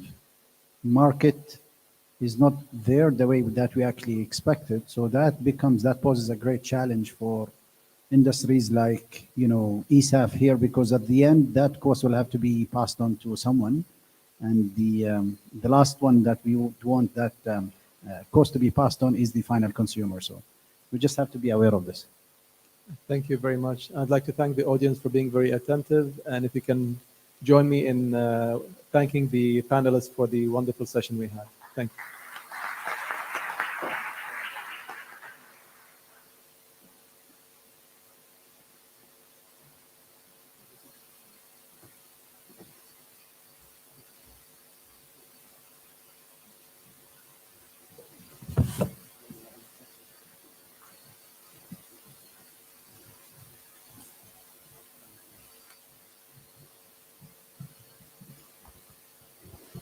أعزائنا الحضور، تمثلت هذه الجلسة في فرصة حقيقية لتبادل الأفكار والرؤى حول مستقبل صناعة الطيران والاستدامة البيئية.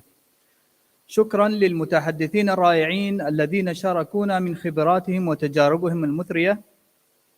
كلماتهم كانت ملهمة وأضافت قيمة كبيرة لهذه الجلسة، والتي ستساهم بشكل كبير في تقدم قطاع الطيران نحو الاستدامة. وشكرا لدكتور فراس العبدواني مدير الجلسة، قدمت إدارته وإرشاداته للجلسة إضافة كبيرة وأدار النقاش بمهارة وحكمة. شكرا لكم على جهودكم وتفانيكم في إنجاح هذه الجلسة. نود التنويه بضرورة إتمام عملية تسجيل الحضور باستخدام الباركود الموجود في بطاقة المشارك. أما الآن فقد حان الوقت لقسط من الراحة. استمتعوا بفترة استراحة لمدة 15 دقيقة. نراكم في 1:05 مع حماس مجدد للمتابعة في هذا الحوار الممتع. وشكرا.